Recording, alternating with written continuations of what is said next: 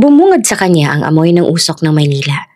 Maingay, magulo, at pamilyar. Matagal niyang iniwan ang bansang ito.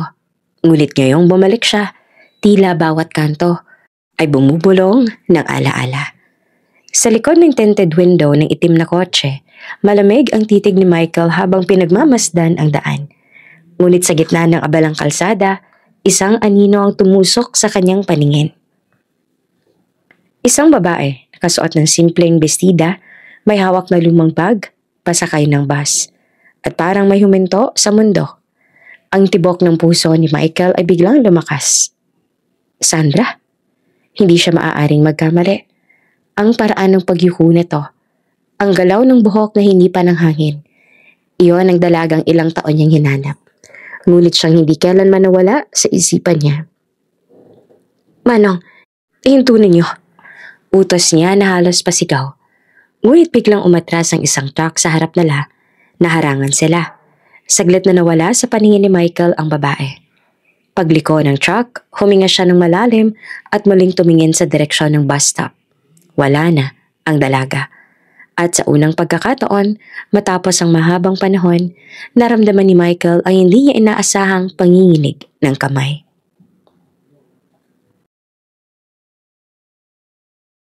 Bago ka pa lang sa channel neto, ibang kwento ni Ate Jane, istorya mo, ikwento ko. Huwag kalimutang pindutin ang notification bell at subscribe button.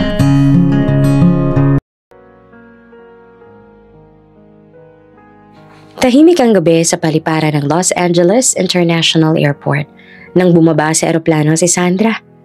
Ang hangin ay malamig at sa unang pagbuga niya ng hininga ay tila may nagyayalong bigat na sumakal sa dibdib niya.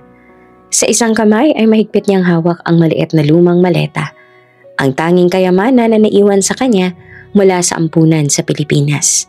Wala siyang pamilya, wala ring bahay na babalikan.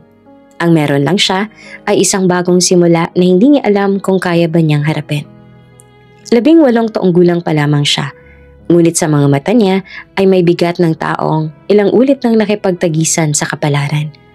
Ang maputlang balat, manipis na buhok at bahagyang nangingitim na ilalim ng mata ay mga palatandaan ng matagal na pagkikibaka sa sakit. May leukemia siya. Bata pa lang siya ay alam niya nang maiksi ang buhay. Kaya nang marinig niyang may pamilya sa Amerika na gustong mag-ampon ng batang may espesyal na pangangailangan, agad siyang sumali sa programa. At siya nga ang napili. Ang pamilyang tatanggap sa kanya ay sina Tito Ben at Tita Mercy. Mag-asawang Pilipino na matagal nang naninirahan sa Estados Unidos. Hindi sila nagkaroon ng sariling anak dahil baog si Tita Mercy, kaya minabuti nilang mag-ampon na lamang. Una nilang anak si Michael, isang batang naulila sa kanyang immigrant parents dahil sa aksidente noong 8 taong gulang pa lamang siya. Ngayon ay 20 taong gulang na si Michael. Matangkad, maamo ang mukha, ngunit may lamig sa mga mata na tila ba laging nagbabantay. Nang makita ni Sandra ang mag-asawa sa arrival area, napangiti siya kahit nangihina. May hawak na karatula si Tito Ben na may nakasulat na, "Welcome Sandra," na may maliit pang puso sa gilid. Lumapit siya at bahagyang nanginginig sa kaba. "Good evening po," mahina niyang bate, halos pabulong. Ngumiti naman si Tita Mercy at agad siyang niyakap. "Ay anak, huwag ka nang mahiya. Kami na magiging pamilya mo rito. Welcome sa US, Sandra." Ramdam ni Sandra ang init ng yakap ni Tita Mercy. Parang yakap ng isang inang noon pa niya hinahanap. Saglit niyang ipinikit ang mga mata. Ninamnam ang sandaling iyon. Si Tito Ben naman ay nakangiting nakamasid. "O siya, halika. Mahaba pang biyahe pa uwi." Si Michael naghihintay sa kotse. Excited na raw siyang makilala ka. Napatango si Sandra. Bagaman sa loob niya ay may halong kaba. Wala pa siyang ideya kung anong klaseng kuya si Michael. Ang alam niya, pareho silang inampon. At sana ay magkasundo sila. Paglabas sila sa airport, sinalubong siya ng malamig na hangin at mga ilaw ng syudad. Sa di kalayuan ay nakita niyang isang itim na kotse na nakaparada. Nakahawak sa pinto ang isang binatang nakatayo. May suot na itim na jacket. At seryoso ang muka. Si Michael. Paglapit nila ay bahagyang nagtaas ng kilay si Michael at tinignan siya mula ulo hanggang paa. Hindi siya ngumiti. "Michael, this is your new sister, Sandra." Masiglang pakilala ni Tita Mercy. "Hi." Mahina at nahihiyang bati ni Sandra. Halos hindi marinig. Tumango lamang si Michael. "Hello?" Maiksi niyang tugon bago binuksan ang pinto ng kotse. Tahimik ang biyahe pa uwi. Sa likod na upuan nakaupo si Sandra. Nakatingin sa bintana habang dumadaan sa mga malalaking gusali.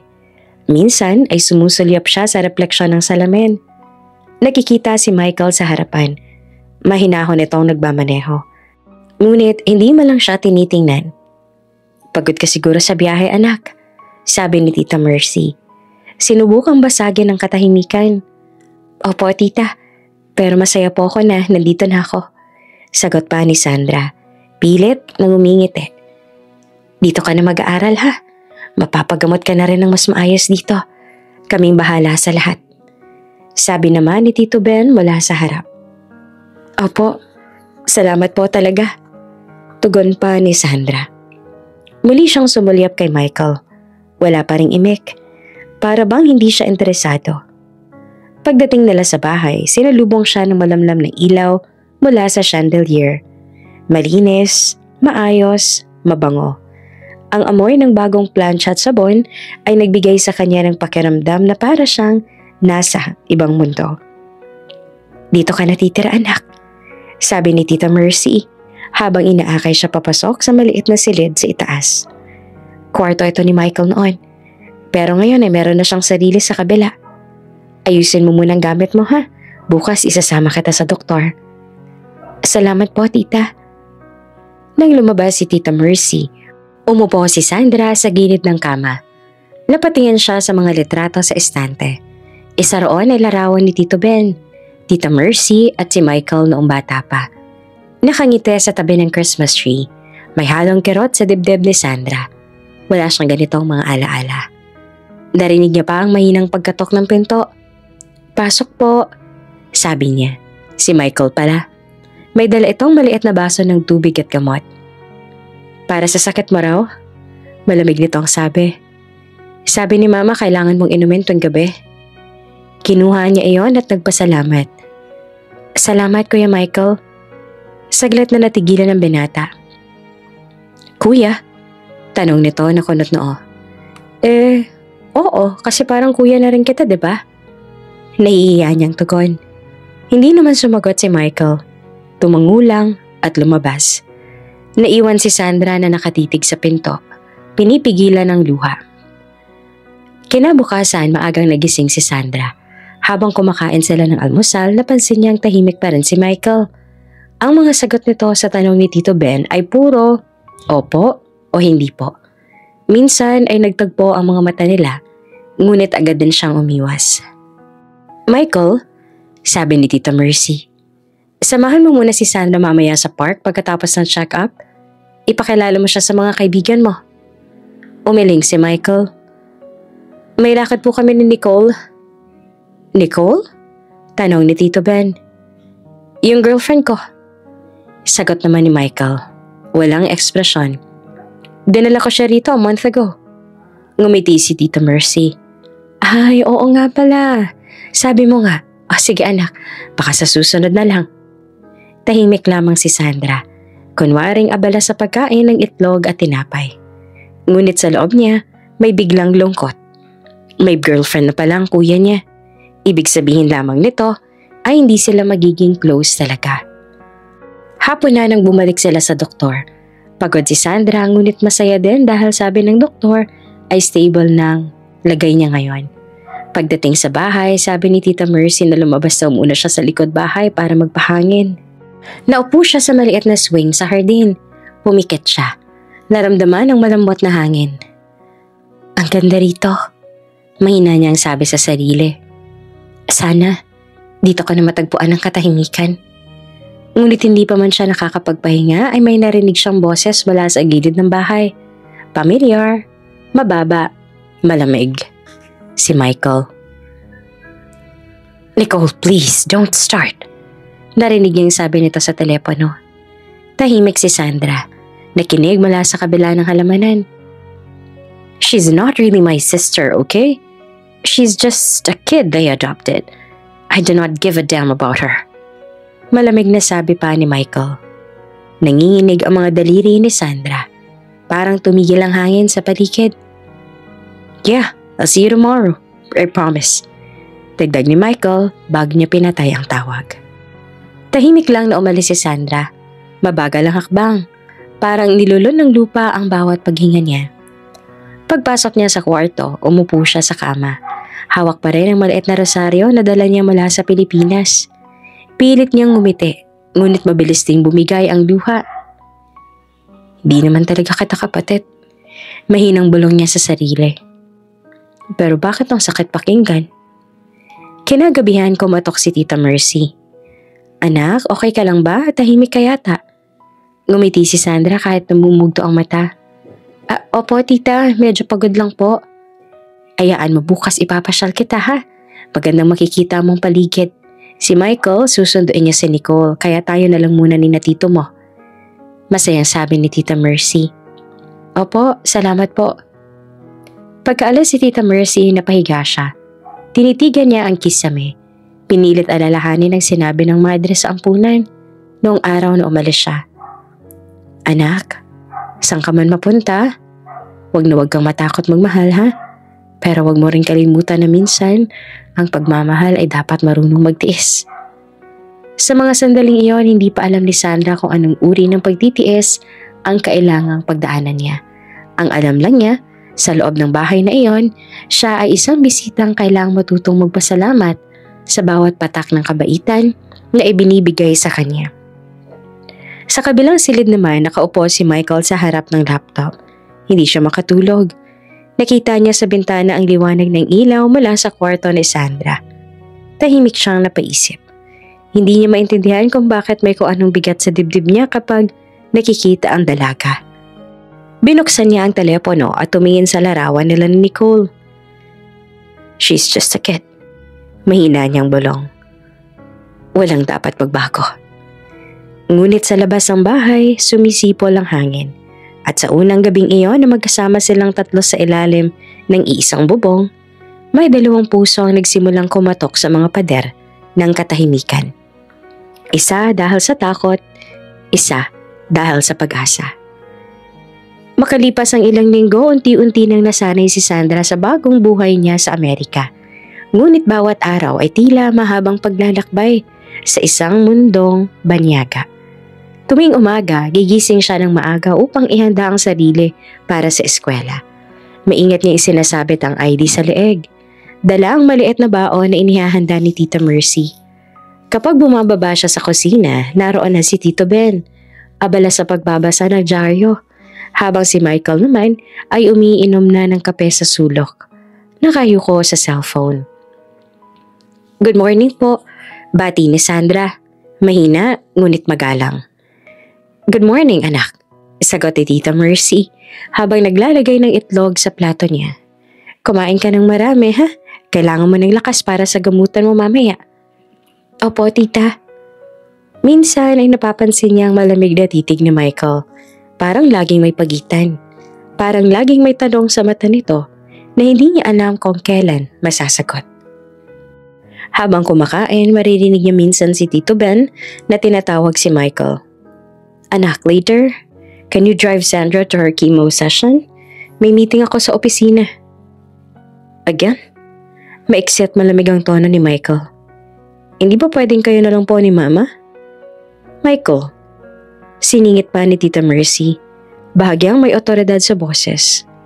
Mas mabuti kung ikaw na lang, para magkasundo na rin kayo. Hindi mo naman siya dadalhin sa malayo. Tahimik na huminga si Michael, parang may pinipigil. Sige po. Ngumiti naman si Sandra. Salamat, Kuya Michael. Ngunit hindi siya nilingon ng binata. Tumango lang ito at muling itinuloy ang pagkain. Sa loob ng kotse, pawang katahimikan lamang ang nangingibabaw. Nakatingin si Sandra sa labas ng bintana. Pinagmamasdan ang mga gusali. Ang mga taong may kanya-kanyang lakad. Ang lalaki pala ng mga bahay rito. Mahina niyang sabi, pilit binubuksan ng usapan. Maikling sagot ni Michael. Hindi man lang tumingin. Pagdating nila sa ospital ay tumulong si Michael sa pag-akyat ng maleta ni Sandra na may lamang damit at gamot. Habang nakaupo sa waiting area, pinagmamasdan niya ang mga pasyenteng kalbo, payat at halos wala ng kulay sa mukha. Doon niya unang nasilayan kung gaanong kabigat ang pinagdadaanan ni Sandra. Habang nasa loob ng chemo room si Sandra, dumungaw siya mula sa labas. Nakita niya ang halos nanginginig ang dalaga habang tinutusok ng karayom ang ugat sa kamay. Ngunit kahit na ganoon, pilit ang tong nakangiti sa nurse. Paglabas si Sandra, pagkatapos ng ilang oras, maputla ito. Pawis na pawis, ngunit mahina ngumiti. Kuya Michael, sorry kung pinaghintay kita. Sabi niya na halos paos. Okay lang. Malamig pa rin ang tono, ngunit hindi na matigas. Do you feel okay?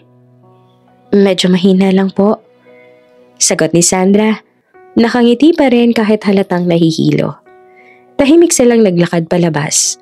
Sa sasakyan, tahimik lang si Michael. Ngunit hindi niya maiwasang sulyapan ang dalaga. Sa gilid ng labi nito, may bakas ng dugo mula sa ilong. Hey! Mahina niyang sabi. You're bleeding. Nabigla si Sandra at agad na pinunasan iyon. Ay, sorry. Minsan po kasi ganito talaga. Normal lang naman daw, sabi ng doktor. Tahimik na tinanggal ni Michael ang panyo sa bulsa at iniabot iyon sa kanya. Use this. Ngumiti si Sandra, halos hindi makatingin. Salamat kuya. Nang gabing iyon habang kumakain sila ng hapunan, nakatingin lang si Michael kay Sandra. Habang sinasabi ni Tita Mercy na masaya siya sa pag-usad ng gamutan, napansin ni Michael kung paano pilit nang ngumiti si Sandra kahit halatang pagod. May bahagyang pasa sa braso, may sugat sa kamay, ngunit hindi siya nagrereklamo. Nang matapos ang hapunan, nagpaalam si Sandra na aakyat na. Good night po. Good night anak, sagot naman ni Tito Ben. Pag-alis si Sandra ay nagsalita si Tita Mercy. Michael anak, salamat ha. Alam kong hindi mo gusto ang mga ganitong bagay, pero malaking tulong sa amin na andyan ka. Tumango naman si Michael, ngunit hindi nagsalita. Sa isip niya, may halo ng pagkalito. Hindi niya maintindihan kung bakit tila naiibang pakiramdam niya kapag nakikita ang batang iyon na pilit na lumalaban sa sakit. Makalipas ang ilang araw, sabay silang pumasok sa paaralan. Si Michael ay nasa senior year. Si Sandra naman ay pinapasok sa special program para sa mga international students. Nahihirapan kasi siya sa English. Madalas mapagkamalan ng mga kaklase na mahiyain o walang alam. Hi, are you new? Tanong na isang kaklase sa kanya. Yes, sagot ni Sandra na halatang kinakabahan. From Philippines? Oh, cool, sabi ng isa na nakangisi. Do you know like Manny Pacquiao? Tumango siya. Bagyang natawa. Oh yes, very famous. Ngunit sa likod ng tawanan ng mga kaklase, may narinig siyang bulungan. She looks sick, sabi ng isa. Poor girl. Pilit niyang binaliwala iyon, ngunit sa loob niya ay parang tinutusok ang puso niya. Pag uwi nila, tahimik lang siya sa kotse. Napansin naman niya ni Michael. Why are you quiet? Tanong nito. Wala po. Medyo nahirapan lang po sa school. Ang bilis po kasi nila magsalita.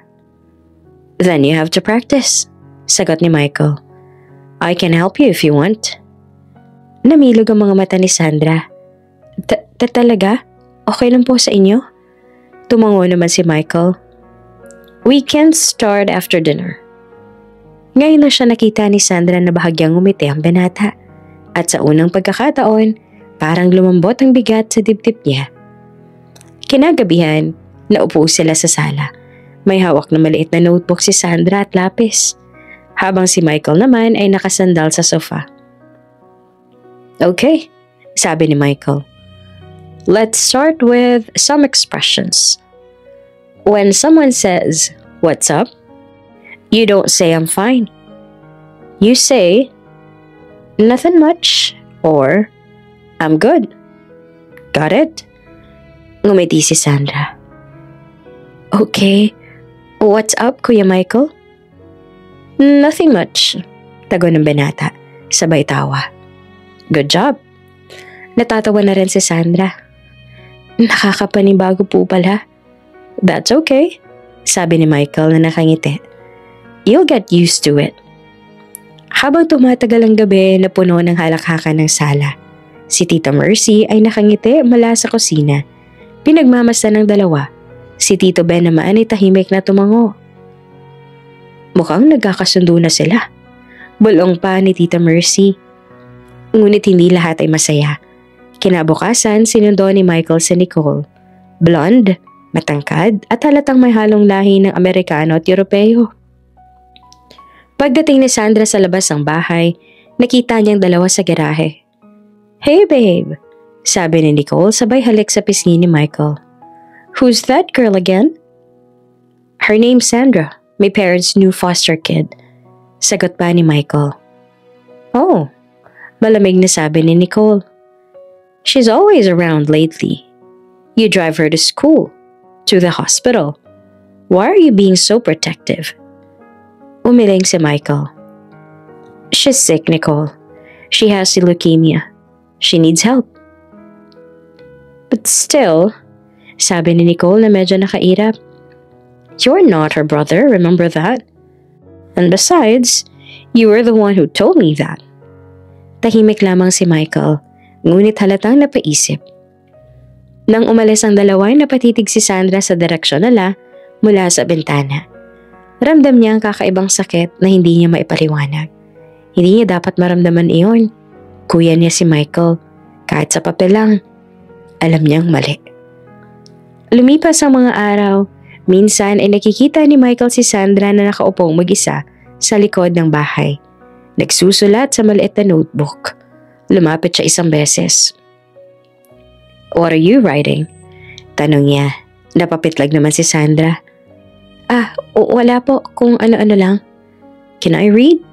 Umiling siya. Nakakahiya po. Ngumiti naman si Michael. Okay, I won't force you.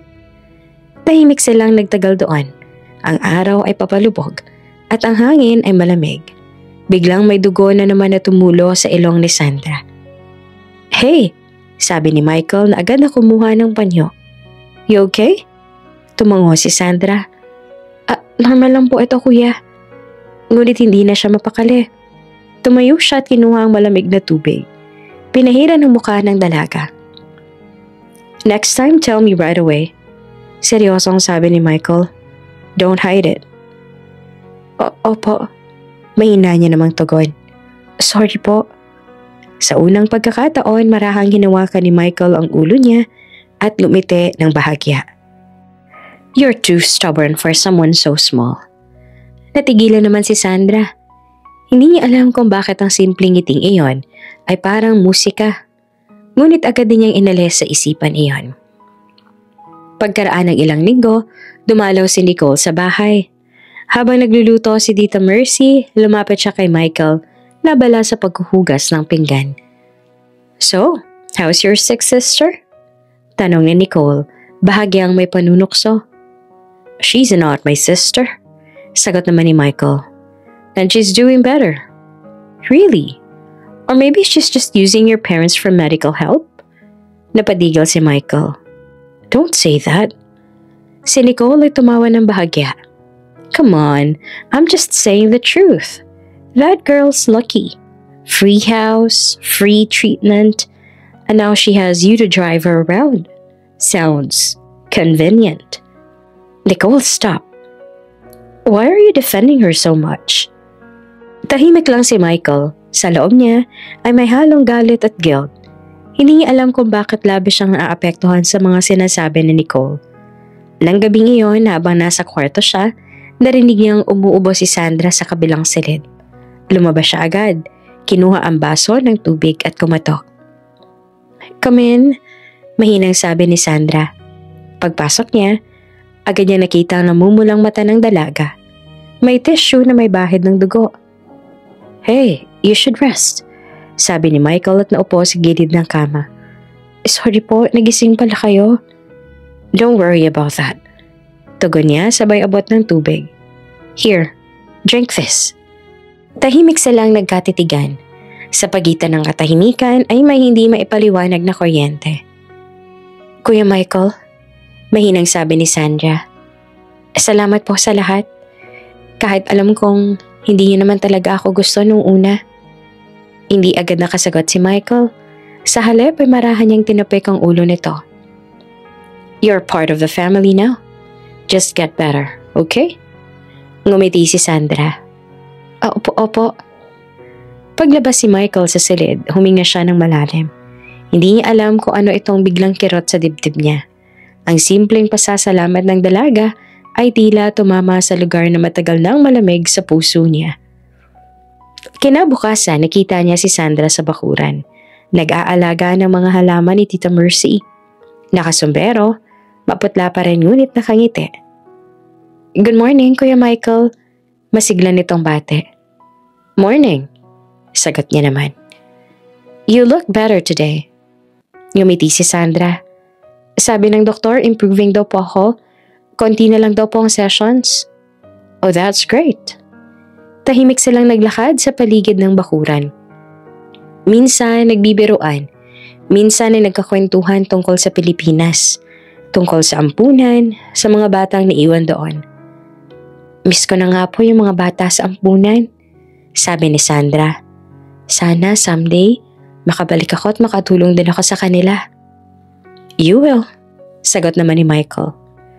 You're strong, Sandra. Stronger than you think. Napatitig siya sa binata. Sa unang pagkakataon, nakita niya ang lambing sa mga mata nito. At sa sandaling iyon, may kakaibang init na pumasok sa dibdib niya. Ngunit agad din niyang pinigilan ng sarili.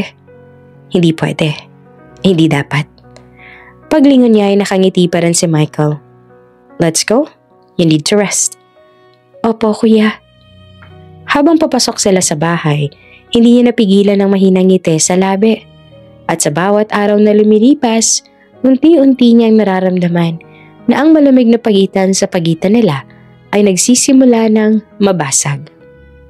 Ngunit sa kabilang dako, may isang babaeng tahimik na nag-aalab sa selos at pandilin lang, si Nicole, na sa bawat araw ay mas lalong nakakaramdam ng banta. At hindi alam ni Sandra, ang mga tahimik na ngiti at simpleng kabaitan ni Michael ay magiging simula ng isang damdaming bawal, ngunit hindi mapipigilan ng sinumang puso. Mabilis na lumipas ang mga buwan. Sa unang tingin, tila bumubuti ang kalagayan ni Sandra, ngunit sa likod ng bawat ngiti ay may lihim na pagod. May mga gabing nagigising siya sa sakit ng mga buto, sa bigat ng paghinga. Sa bawat pagpasok niya sa ospital, tila humahaba ang listahan ng gamot, ngunit umiiksi ang oras na meron siya. Ang doktor ay laging may ngiti, ngunit sa mga mata nito may halong pag-aalala. Your body is not responding well to the new treatment, sabi ng doktor isang araw, habang binabasa ang mga resulta. We may need another round of chemotherapy, but I have to tell you, it will be very tough. Tahimik lamang si Sandra, nakaupo sa gilid ng kama, nakatitig sa sahig. Pinipigilang tumulo ang luha. Do what you need to do, doctor. Mahina niyang sagot. I just want to live. Kasama niya sa silid si Tita Mercy na hawak-hawak ang kamay niya. Anak, huwag ka mawawalan ng pag-asa ha. Laban lang. Tumango naman si Sandra. Opo, tita. Ngunit paglabas sila ng ospital, saka lang siya bumigay. Sa loob ng kotse, nakasandal siya sa upuan. Pilit na humihinga. Tita, pagod na po ako. Alam ko anak, pero andito kami. Hindi ka namin iiwan. Pagdating nila sa bahay, sinalubong sila ni Tito Ben. Anong sabi ng doktor? Luminga si Tita Mercy bago nagsalita. Hindi maganda. Kumalat ulit yung cancer cells niya. Napatigil si Tito Ben. Pero sabi nila last time, stable na siya. Hindi na raw ngayon. Kailangan ulit ng bagong round ng chemo. Tahimik lamang si Michael, nakatayo sa hagdanan. Pinagmamasdan sila at hindi niya alam kung ano ang sasabihin. Ilang araw lang nakaraan, nakita niyang nakatawa na si Sandra habang nagdidilig ng halaman. Ngayon ay parang ibang tao na ito. Maputla, marupok at halos hindi na makatingin ng diretsyo. Kinagabihan habang kumakain sila, halos walang imik si Sandra. "Anak, kumain ka pa?" sabi ni Tita Mercy. "Kahit kaunti lang." "Busog pa po ako," sagot ni Sandra, halos pabulong. Si Michael ay tahimik lang, pinagmamasdan siya. Sa bawat subo ni Sandra, parang hirap na hirap siyang lunukin ng pagkain. Pagkatapos ng hapunan, lumapit si Tito Ben kay Michael. "Anak, can we talk?" "Sure, Dad," sagot naman ng binata. Medyo kinakabahan sa tono ng ama. Pumasok sila sa study room. Nandoon naman si Tita Mercy, hawak ang ilang papeles. "Michael," sabi ni Tito Ben, "we need to talk about Sandra's situation." "What about her?" tanong ni Michael. "Her visa," sagot ni Tita Mercy. "It will expire in 2 months.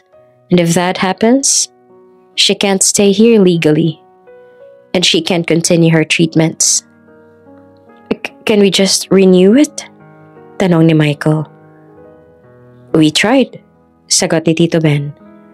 "But the paperwork takes too long. And because she's already 18 next month, she will no longer qualify under the child adoption program." "So what do we do?" Tahimik silang nagkatitigan hanggang sa may kumatok sa pinto. Isang abogado ang pumasok, si Attorney Lewis, family friend ng mga Santos. "Good evening," bati nito. "I'm so sorry to come on short notice, but your parents told me everything, Michael. There might be one option left." "What kind of option?" "Technically," sabi ng abogado, "she can stay in the country if she marries a citizen." Napatigil si Michael. "You mean marriage?" "Yes," sagot ni Attorney Lewis. "A legal, technical marriage. No ceremony required. It can be annulled later once she's better. But it will make her a permanent resident, and she can continue her treatment without interruption." Hindi naman makapaniwala si Michael. "Oh, that's insane. She's like my sister." "Michael," mahinang sabi ni Tita Mercy, "alam nating mahirap to, pero wala nang ibang paraan." Tumayo siya at halatang inis. "There has to be another way. We can adopt her, right?" "We tried," sagot ni Tito Ben, "but the process will take us at least a year. Her visa will expire in 2 months. Wala na tayong oras." Tahimik si Michael. Naglakad papunta sa bintana. Nakatingin siya sa labas. Sa dilim ng hardin, sa isip niya, nagbabanggaan ng katuwiran at emosyon. "I can't just marry her," bulong niya. "It doesn't feel right." Lumapit si Tita Mercy. "Anak, sometimes love means sacrifice. Hindi namin sinabi na mahalin mo siya bilang asawa. Gawin mo lang to para mailigtas siya." Tahimik si Michael. Hindi niya alam ang sasabihin. Kinabukasan, dinala nila si Sandra sa ospital para sa panibagong gamutan. Si Michael ay tahimik lang sa tabi, hawak ang bag niya. Habang tinutusok ng nurse ang braso ni Sandra, napapangiwi siya sa sakit. Kuya Michael, masakit po." Mahina niyang sabi na halos pabulong. Lumapit si Michael at hinawakan ng kamay niya. "I know, just hold on, okay?" Tahimik lang silid. Ang tunog ng makina at mahinang hum ng air conditioner lang ang maririnig. Maya-maya ay nagsalita si Sandra. "Kuya Michael, totoo po bang uuwi ako pagkatapos ng visa ko?" Natigilan siya. "Sino naman nagsabi niyan?" "Narinig ko po sina tita kagabi, nag-uusap. Sabi nila baka hindi na daw ma-renew." Hindi agad siya nakasagot. Nakatingin lang siya sa payat na mukha ng dalaga. Sa bawat hibla ng buhok na nalalagas, sa bawat ngiting pilit, nakikita niya kung gaanong kahigpit ang kapit nito sa buhay. "Don't worry about that," sabi niya sa huli. "We'll fix it. I promise." Ngumiti naman si Sandra. Mahina, ngunit totoo. Salamat po, kuya. Ngunit hindi niya alam kung paano niyang tutuparin ang pangakong iyon. Pagkalipas ng ilang araw, lumala pa ang kalagayan ni Sandra. Madalas na siyang mahilo. Minsan ay nawawala ng malay. Isang gabi habang papunta sila sa ospital, bigla siyang bumagsak sa sahig ng kotse. Sandra! Sigaw ni Michael sabay alalay. Hey! Open your eyes, Sandra! Nanginginig ang kamay niya habang tinatawag ang pangalan nito. Si Tita Mercy naman sa likod ay umiiyak, habang si Tito Ben ay humahataw sa manibela. Pagdating sa emergency room, agad silang sinabihan ng doktor na malubha na ang kondisyon ng dalaga. She's losing strength, sabi ng doktor. If her treatment stops, she may not survive the next few months. Si Michael ay nakatayo sa labas ng kwarto. Halos hindi makagalaw. Pinagmamasdan niya si Sandra na nakaratay sa puting kama. Nakakabit sa mga tubo, mahina, ngunit humihinga. Lumapit si Tita Mercy sa kanya at umiiyak. Anak, please. Hindi na namin alam ang gagawin. Tahimik lamang si Michael. Sa isip niya ay bumabalik ang lahat ng alaala. Ang unang araw na dumating si Sandra sa bahay. Ang mga tahimik na umagang sabay silang kumakain. Ang mga tawa habang nagtuturo siya ng English. Ang mga gabing umiiyak ito sa sakit. At siya ang nag-aabot ng tubig. At ngayon, narito siya, nakahandusay sa kama. Halos wala ng kulay ang balat. Sa labas ng silid nakatayo si Attorney Lewis. May hawak na sobre ng mga dokumento.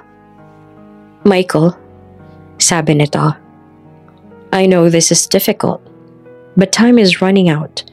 If you want to proceed, you need to sign tonight. Napalunok siya.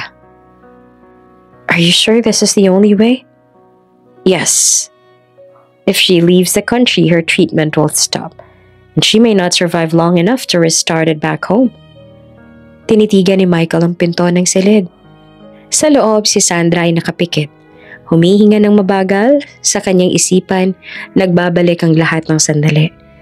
Ang mga salitang, Kuya Michael na laging may kasamang ngiti. Kahit may sakit, ang bawat salamat po na parang sinasaling ng hangin.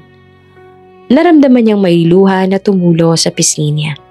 Hindi niya alam kung dahil ba yan sa awa, sa takot, o sa isang damdaming hindi niya na maipaliwanag. Kinabukasan, tahimik ang bahay. Si Tito Ben at Tita Mercy ay nasa mesa. Parehong pagod.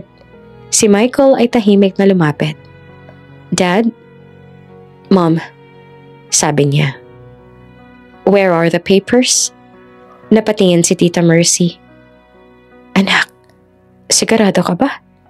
Tumango siya. Bagaman nanginginig ang kamay. Kung ito lang ang paraan para mabuhay siya, gagawin ko. Tahimik si Tito Ben bago iniabot ang envelope. Oh, thank you, son. Sa ospital habang nakahiga si Sandra, pumasok naman si Michael. Nakangiti siya ngunit halatang pagod. Kuya Michael, sabi ni Sandra. Mahina ang boses. Ang ganda po ng araw ngayon. Ngumiti siya. Oo, maganda nga. Bakit po kayo naka-formal? Tanong ni Sandra na nakakunot ang noo. Ha? Wala lang. May aasikasuhin ng akong papeles. Ngumiti siya ngunit hindi maalis ang kaba sa dibdib. Paglabas niya, sinalubong siya ng abogado. Everything's ready? You just need to sign here. Kumuha siya ng malalim na hininga. She doesn't even know. It's better that way, sagot ng abogado. She'll understand later. Tahimik na binuksan ni Michael ang folder. Tinitigan niya ang papel. Ang bawat letra ay parang mabigat sa mata. Michael, sabi ng abogado, you're doing the right thing. Ngunit sa loob niya, parang may bumubulong na mali ito. Hindi ito normal. Hindi ito dapat. Ngunit kapag pumikit siya, nakikita niyang mukha ni Sandra. Nakangiti kahit may sakit. Kuya Michael, salamat po. Kuya Michael, wag po kayo mag-alala. Kuya Michael, masaya po ako dito. Ilang sandali pa ay kinuha niya ang ballpen. Nangatog ang kamay niya, ngunit sa huli, inilagay niya ang lagda sa papel. Pagkatapos niyang pumirma, ibinaba niya ang ballpen at tumitig sa abogado. "Please," sabi niya, "make sure that she gets to finish her treatment." Ngumiti naman si Attorney Lewis. "You have my word." Sa kabilang silid ay dumilat si Sandra. Hinanap ng mata niya si Michael ngunit wala ito. May nararamdaman siyang kakaiba sa dibdib. Parang may mabigat na nangyayari sa labas. "Tita," mahina niyang sabi, "nasaan po si Kuya Michael?" Tumingin naman si Tita Mercy at pinipigilan ng luha. May inaasikaso lang siya, anak, para sa'yo." Ngumiti naman si Sandra, bagaman mahina. "Lagi po siyang mabait sa akin." Sa hallway ng ospital, huminga ng malalim si Michael. Tumingin siya sa langit mula sa bintana. Sa wakas, tapos na. Ngunit habang hawak niya ang kopya ng marriage certificate, hindi niya maiwasang manginig ang kamay niya. Ngayon ay asawa niya na si Sandra. Hindi sa puso, kundi sa papel. Ngunit sa bawat tibok ng puso niya, may bulong na hindi niya kayang patahimikin. At sa sandaling iyon, hindi niya na alam kung sino ba talaga ang naililigtas niya. Si Sandra o ang sarili niyang pusong matagal nang nagtatago ng bawal na damdamin. Sa malayong silid, habang naglalakad ang nurse, napahinto ito. Si Sandra ay nakatulog muli. Ngunit ang monitor sa tabi niya ay nagbago ng tunog. Nag-alarma ang makina. "Doctor, she's crashing!" sigaw ng nurse. Sa labas ang pinto, si Michael ay napasigaw. "Sandra!" Muling bumalik ang kulay sa pisngi ni Sandra pagkalipas ng ilang araw. Nakahinga ng maluwag sina Tito Ben at Tita Mercy nang sabihin ng doktor na ligtas na muna siya. Maayos ang naging reaksyon ng katawan niya sa gamot at maaari na siyang makalabas ng ospital sa loob ng ilang linggo. Nang marinig iyon, napaluha si Tita Mercy at niyakap ang dalaga. "Salamat, Panginoon," sabi niya habang nanginginig ang boses. "Akala ko mawawala ka na sa amin." Ngumiti si Sandra. Mahina, ngunit totoo. "Hindi ko pa po siguradong panahon, tita." Ngunit sa gilid ng kwarto, nakatayo si Michael. Tahimik at hindi makatingin ng diretsyo. Sa loob niya ay may halong gaan at bigat. Gaan dahil buhay si Sandra. Ngunit bigat dahil alam niyang sa ilalim ng lahat ng ngiting iyon, may lihim siyang itinago. Si Sandra ay hindi pa alam ang buong katotohanan. Hindi pa niya alam na pumasok siya sa isang kasunduang hindi niya hinihingi. Kinabukasan, habang nag-aayos sa mga gamit si Sandra ay dumating si Michael sa silid. Nakaitim itong jacket at may hawak na folder. Tahimik siyang lumapit. "Kuya Michael?" Bati ni Sandra na nakangiti. "Pwede na daw po ako umuwi, sabi ng doktor." Ngumiti naman si Michael ng pilit. "Oh, that's good news." Tahimik silang pareho sandali. Naririnig lang mahinang tikatik ng ulan sa labas. Sandra," sabi ni Michael sa wakas. Medyo garalgal ang boses. "May kailangan lang tayong pag-usapan." Napatingin naman si Sandra. Ano po yun?" "May mga papeles lang na kailangan mong permahan," sagot niya. Sabay inilapag ang folder sa mesa. "Para daw sa visa mo." Lumapit si Sandra at binuksan iyon. Nagtaka siya nang makita ang salitang nakasulat sa unang pahina. Napatigil siya at hindi agad nakapagsalita. "Kasal?" bulong niya, halos hindi marinig. Umupo si Michael sa gilid ng kama. "It's not what you think it is. It is the only way to extend your stay here. The lawyer said it is temporary, purely legal." Tahimik lamang si Sandra. Parang bumagal ang lahat sa paligid. "Kasal po tayo?" Mahina niyang tanong. Tumango si Michael. "On paper, yes. But it means nothing. Wala itong ibig sabihin sa atin. It is just so you can continue your treatment." Tahimik, naririnig lang mahinang tikatik ng ulan at ang tibok ng puso ni Sandra. "Bakit po hindi niyo sinabi agad?" Tanong niya na halos pabulong. "Because I did not want to pressure you," sagot ni Michael. "You were weak." I thought it was better that you did not know until you were stronger. Tumingin si Sandra sa mga kamay niya. Nanlamig ang kaniyang palad. So, kailangan ko pong pumirma rin? Yes, sagot pa ni Michael. Para maging valid. Tahimik siyang kinuha ang ballpen. Ngunit bago siya pumirma, tumingin siya kay Michael. Kuya Michael, hindi ko po alam kung anong mararamdaman ko. Parang nakakahiya. Huwag mong isipin yon, sagot niya agad. Ginagawa ko to para sa'yo. Para gumaling ka. Ngumiti si Sandra. Ngunit sa loob niya ay may kumurot. Salamat po, sabi niya sabay pirma sa papel. Pagkatapos niyang pumirma, isinara ni Michael ang folder at tumayo. It is done. You are safe now. Ngunit sa mga mata ni Sandra, parang may nawala. Pag-uwi nila sa bahay, sinalubong sila ni Tita Mercy na may kasamang luha ng tuwa. Anak, salamat sa Diyos. Tapos na ang problema. Makakapagpapagamot ka na ng maayos. Ngumiti si Sandra at yumakap sa kanya. Salamat po, tita. Si Michael naman ay umakyat agad sa kwarto. Halatang pagod. Hindi niya gustong makipag-usap kanino man. Nang makapasok siya, agad niyang kinuha ang cellphone at tinawagan si Nicole. Nicole, we need to talk, sabi niya. Narinig niya ang maanghang na tono ng boses ng babae sa kabilang linya. You think? Sagot nito. I heard everything, Michael. A marriage? With that girl? Nicole, please. It was just a technical thing. A marriage on paper. She needs to stay for her treatment. So, you are her savior now. Sarkastikong sabi ni Nicole. You just had to play the hero, huh? Please, Nicole. I did it because I could not let her die. She is family. Family? Tawa ni Nicole, puno ng pangungutya. Since when do you marry your family? Tahimik si Michael. Hindi niya alam ang isasagot. You know what, Michael? You are too soft, sabi ni Nicole ang tuloy-tuloy. That girl is using you and your parents. She knows she has you wrapped around her finger. Stop it, Nicole. Matigas na sabi ni Michael. You don't know her. Oh, I know enough, sagot pa ni Nicole. She'll always be your burden, Michael. You'll never be free, as long as she's around. At bago pa siya makasagot, ibinaba na ni Nicole ang tawag. Tahimik si Michael, hawak ang cellphone.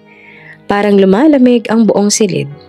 Hindi niya alam kung bakit, pero sa bawat salitang binitawan ni Nicole, may kirot na bumabangon sa dibdib niya. Kinabukasan, habang nag-aalmusal sila, tahimik lamang si Michael. Si Sandra naman ay nagpipilit na maging masigla. Kuya Michael, may assignment po ako sa English, baka po pwedeng patulong mamaya. Tumingin siya saglit tsaka umiwas. Busy ako mamaya, maybe next time? Napayo ko si Sandra. Opo. Si Tita Mercy naman ay napansin ang lamig sa pagitan nilang dalawa. Michael, anak, baka naman pwedeng tumulong ka kahit sandali. May lakad ako, ma. Sagot niya. Nicole needs me. At doon, tumigil ang mundo ni Sandra. Parang biglang humina ang boses ng lahat. Nicole needs me. Ngumiti siya ng pilit. Ay, ganun po ba? Sige po, kuya. Pag alis ni Michael, hindi niya na napigilang mapaluha. Agad siyang tumakbo sa likod ng bahay. Nagkunwaring nagdidilig ng halaman. Ngunit sa totoo, ay tinatago ang luha. Sa cafe kung saan nagkita sina Michael at Nicole, tahimik silang dalawa sa unang mga sandali. Nicole, sabi ni Michael. Can we talk calmly? Ngumiti naman si Nicole, ngunit halata ang inis. Calmly? After you secretly married someone? Technically, yes, but it was to save her life. I still don't get it, Michael. Sagot naman ni Nicole. You could have just left it to your parents. But no, you had to be the hero. Nicole, I care about her. She's been through so much. And me? Tanong na Nicole. Don't I matter? You made a huge decision without even telling me. Tahimik si Michael. I did not want you to worry. Well, congratulations, sabi ni Nicole na pilit na tumatawa. You're a married man now. Tell me, do you even plan to annul it later? Yes, sagot naman ni Michael. As soon as she's well. Tinitigan siya ni Nicole, malamig ang mga mata. Well, just remember, Michael, you cannot save everyone. Sooner or later, you'll realize she's holding you back. Samantala, si Sandra ay nasa sala. Nag-aaral ng mga bagong salita sa English. Nang mapagod ay lumabas siya ng bahay para maglakad-lakad. Nais siyang mawala ang bigat sa dibdib. Ngunit sa bawat hakbang ay nararamdaman niya ang distansya ni Michael. Hindi na ito kasing bait. Hindi na ito kasing lapit tulad noon. Pagbalik niya, nakita niyang nasa garahe si Michael. Nag-aayos ng kotse. Lumapit siya at nag-ipon ng lakas ng loob. Kuya Michael, sabi niya, galit po ba kayo sa akin? Napatigil siya sa ginagawa. Hindi, bakit naman ako magagalit? Kasi po parang iniiwasan ninyo ako. Sagot niya na mahina ang boses. Kung may nagawa po ako mali, patawad po. Tumingin siya kay Sandra, ngunit agad ding umiwas. Wala kang kasalanan, Sandra. I just need a space. A lot has been happening. Tumango naman si Sandra at pilit nang umiti. Naiintindihan ko po. Ngunit pagtalikod niya, hindi niya na napigilang umiyak. Sa gabing iyon, mag-isa si Michael sa balkonahe. May hawak siyang tasa ng kape. Malamig ang hangin sa di kalayuan, narinig niya ang mahinang pag-ubo ni Sandra mula sa silid nito. Isang saglit gusto niyang puntahan ito. Gusto niyang aluin. Sabihing ayos lang ang lahat. Ngunit naaalala niya ang sinabi ni Nicole. Napapikit siya. Pinilit niyang patigasin ang puso. I have to keep my distance, sabi niya sa sarili. I can't make this even more complicated. Ngunit sa bawat gabing pinipilit niyang umiwas, lalo niyang naririnig ang boses ni Sandra sa isip niya. At doon niya naisip na baka hindi talaga siya galit. Baka natatakot lang siya. Isang linggo ang lumipas, tahimik ang bahay. Malayo sa dating masayang ingay ng tawanan ni Sandra at Michael. Minsan dumaraan si Michael sa silid ni Sandra at tinitingnan nito mula sa pinto. Nakikita niyang nag-aaral itong mag-isa. Tahimik, may rosaryo nakasabit sa tabi. At sa tuwing napapatingin siya, may pangungulila sa tip-tip niya na hindi niya maipaliwanag. Hanggang sa isang gabi, nagkasabay silang bumaba sa kusina. Kuya Michael, bati ni Sandra na medyo nagulat. Gising pa po kayo? Hindi ako makatulog, sagot niya. Ikaw, gusto ko lang po ng gatas. Tahimik silang dalawa habang pinapainit ang gatas. Maya-maya nagsalita si Sandra. Salamat po ulit sa lahat. Sa pagligtas sa akin, kahit kasalang po tayo sa papel, alam ko pong malaking sakripisyo iyon. Tumingin si Michael at bahagyang napangiti. Don't thank me. Anyone would have done the same. Ngumiti si Sandra. Hindi po lahat. Tahimik silang uminom ng gatas. Parehong nakatingin sa labas ng bintana. At kahit walang salita, pareho nilang alam na may namamagitan sa kanila na hindi dapat. Ngunit hindi rin kayang ipagsawalang bahala.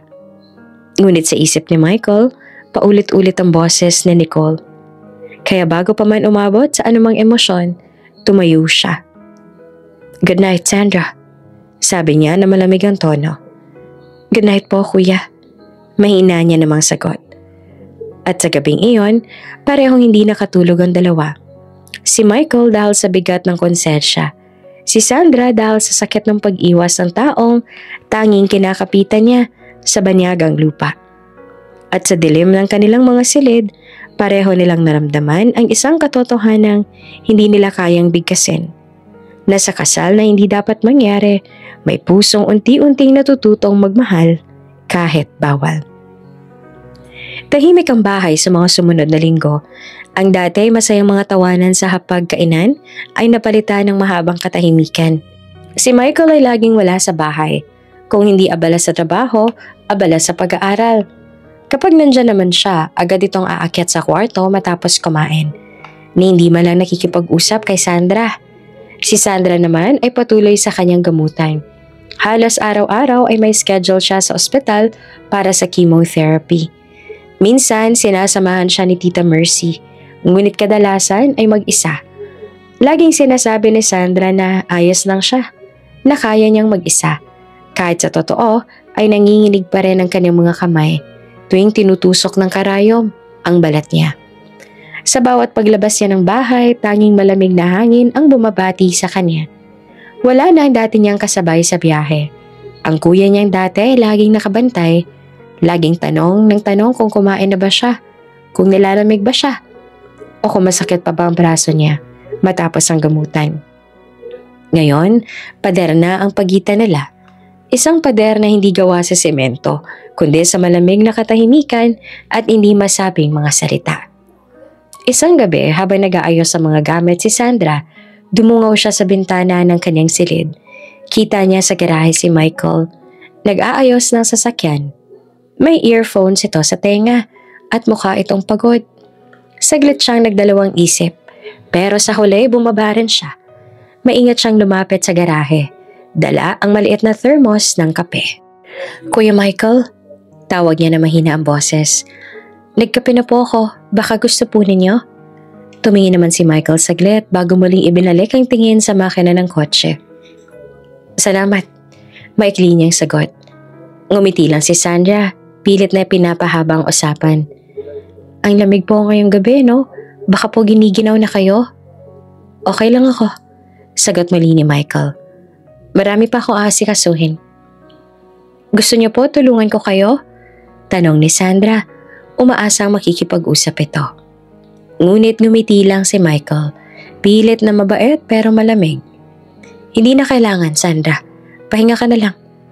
Tumango naman si Sandra at bitbit ang thermos. Sige po," mahina niyang sagot bago muling umakyat. At sa bawat yapak niya sa hagdan, parang naririnig niya ang sarili niyang puso na unti-unting nababasag. Kinabukasan, habang nag-aalmusal, napansin ni Tito Ben ang lamig sa pagitan ng dalawang bata. "Michael, anak," sabi ni Tito Ben, "hindi mo ba sasabayan si Sandra sa ospital mamaya? May appointment siya." Tumigil naman si Michael sa pagkain at hindi tumingin. "May pasok po ako pa. Hindi ako makakasama." "Pero may oras ka pa mamayang hapon, hindi ba?" tanong naman ni Tita Mercy. "Kahit sunduin mo man lang siya." Tahimik si Michael. Pagkalipas ng ilang segundo, marahan niyang inilapag ang kutsara. "Ma, pa, huwag kayong mag-alala. Kaya naman na ni Sandra. Malaki na siya." Hindi na nakasagot agad ang mga magulang. Si Sandra naman nakayuko lang. Tinutulak-tulak ang tinapay sa plato niya. Pag-alis ni Michael, lumapit si Tita Mercy sa dalaga. "Anak, pasensya ka na ha. Minsan kasi si Michael, hindi niya lang alam paano magpakita ng pag-aalala." Ngumiti si Sandra ng pilit. "Opo, tita. Naiintindihan ko naman po." Ngunit pagtalikod ni Tita Mercy, marahang bumagsak ang luha ni Sandra sa kanyang kape. "Kaya ko naman talaga," bulong niya. "Pero sana, hindi ko kailangan kayanin na mag-isa." Ilang araw pang lumipas, lalong lumalim ang katahimikan sa bahay. Kung dati ay may mga maikling usapan sa pagitan nila, ngayon ay puro tango at simpleng good morning na lang. Parang may malaking pader talaga sa gitna ng bahay nila. At kahit anong pilit ni Sandra, hindi niya iyon matibag. Isang gabi, lumapit si Titi Mercy kay Michael habang nag-aaral ito sa sala. "Michael," sabi niya, "napapansin kong lumalayo ka ata kay Sandra. May problema ba?" Umiling naman si Michael. "Wala ma, busy lang ako." "Hindi yan totoo anak," sabi ni Tita Mercy ng marahan. "Kilala kita. Hindi mo kayang manahimik ng ganito kung wala kang dinaramdam." Hindi agad sumagot si Michael. Sa halip, ibinaba niya ang hawak na libro. "Ma," sabi niya, "I just want to focus. Ayokong umasa si Sandra. Ayoko magkaroon siya ng maling akala." Tiningnan siya ni Tita Mercy. Nagulat. "Maling akala? Anak, mag-asawa kayo sa papel. Siyempre may karapatan din siyang umasa kahit kaunti." Umiling naman si Michael. Pero hindi naman totoo ang kasal namin, Ma. Ginawa lang namin yun para sa visa niya. Hindi yun pag-ibig. Tahimik si Tita Mercy.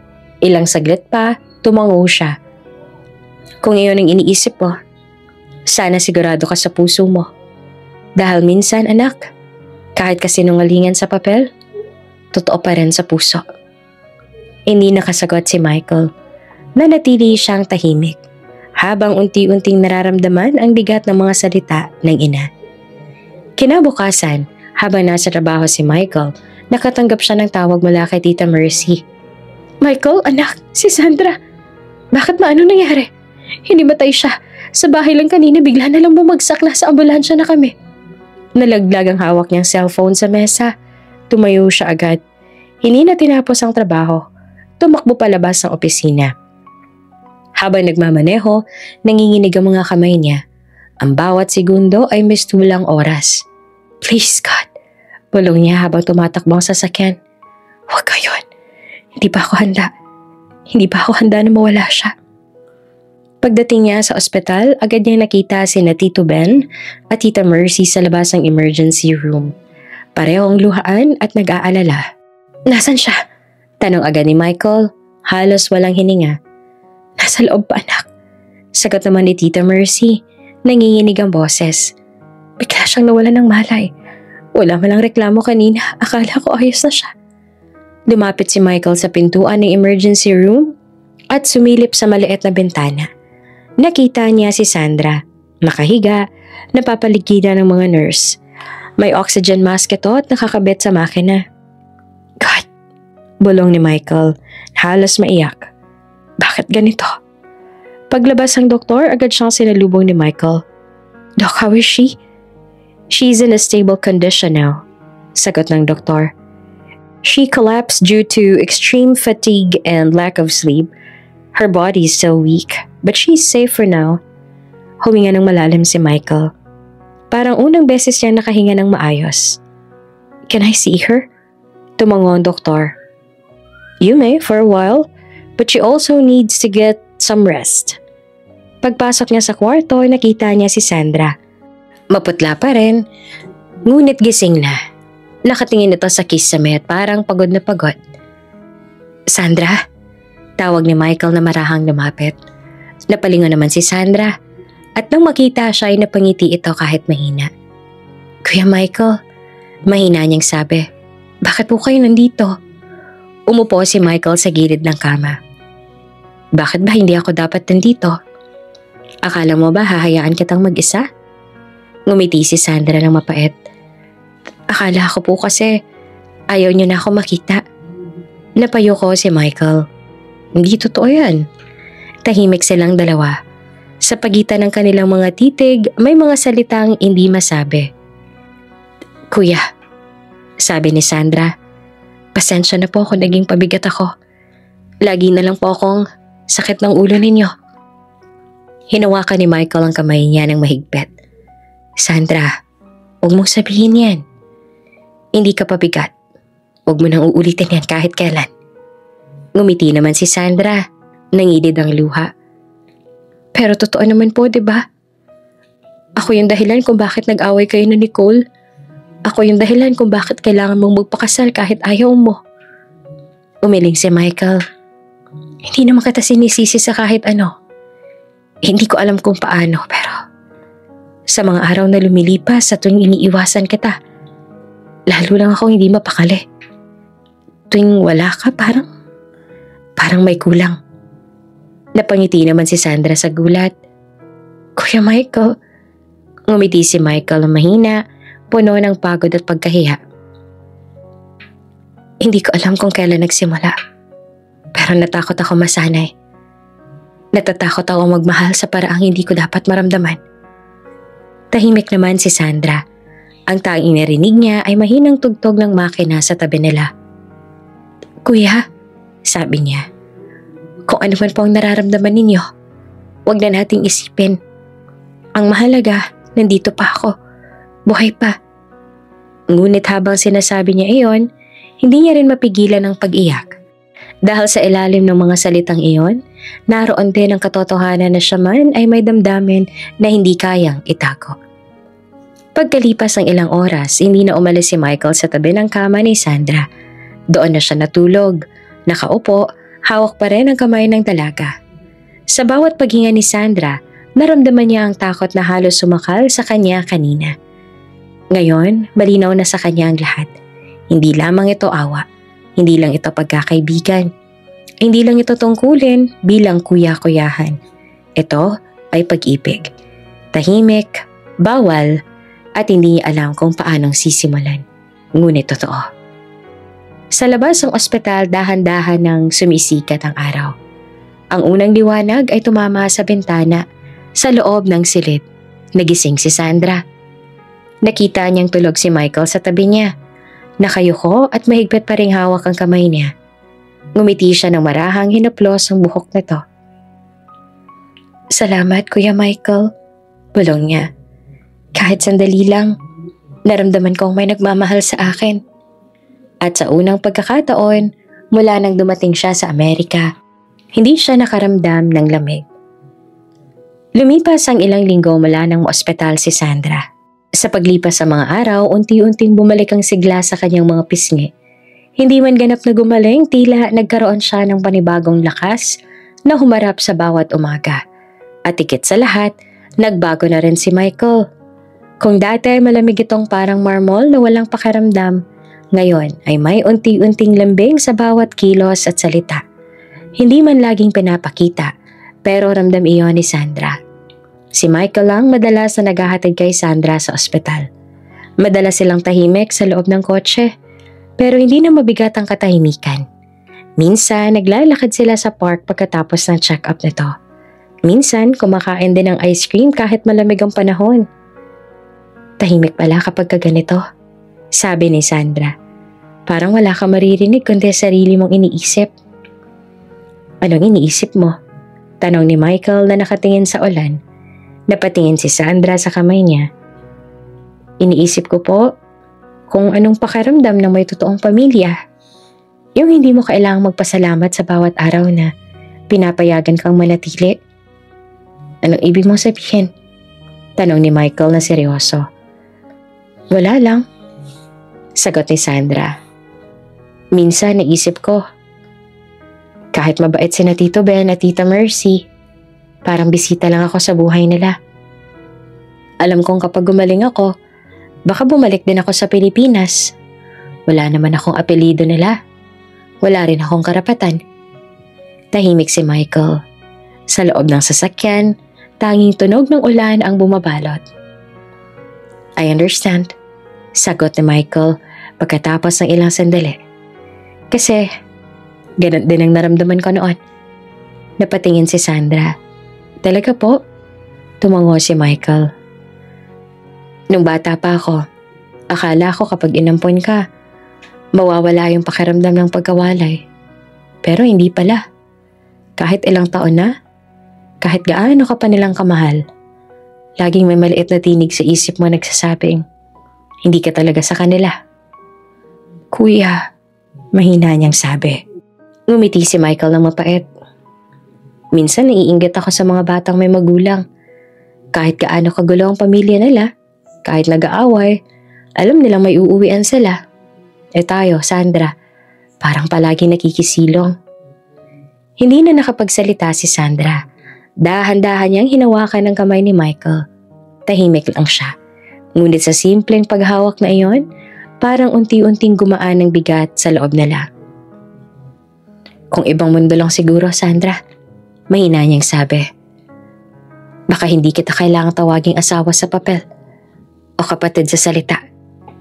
Baka pwedeng iba." Napatigil naman si Sandra at hindi makatingin. "Kuya, wag na po. Wag na nating isipin yon." Pero sa loob-loob niya ay kumikirot. Gusto niyang sabihin na siya man ay gano'n ang nararamdaman. Pero alam niyang mali. Maling magmahal sa taong kailangang ituring mong kapatid. Tahimik silang pareho. Sa labas, patuloy ang ulan. Tila sinasabay ang mga salitang hindi nila masabi. Pagbalik nila sa bahay, tahimik pa rin. Habang papasok sa loob, biglang humawak si Michael sa braso ni Sandra.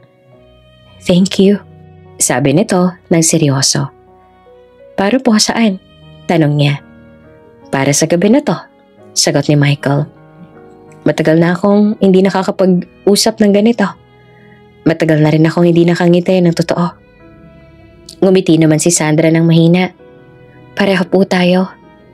At bago pa man siya makalayo, hinawakan muli ni Michael ang kamay niya at niyakap siya. Hindi iyon yakap ng awa. Hindi rin yakap ng isang kuya. Ito ay yakap ng dalawang taong parehong pagod, parehong sugatan at parehong nagtatago ng damdamin sa hindi pwedeng ipagsigawan. Sa yakap na iyon, naramdaman ni Sandra ang tibok ng puso ni Michael.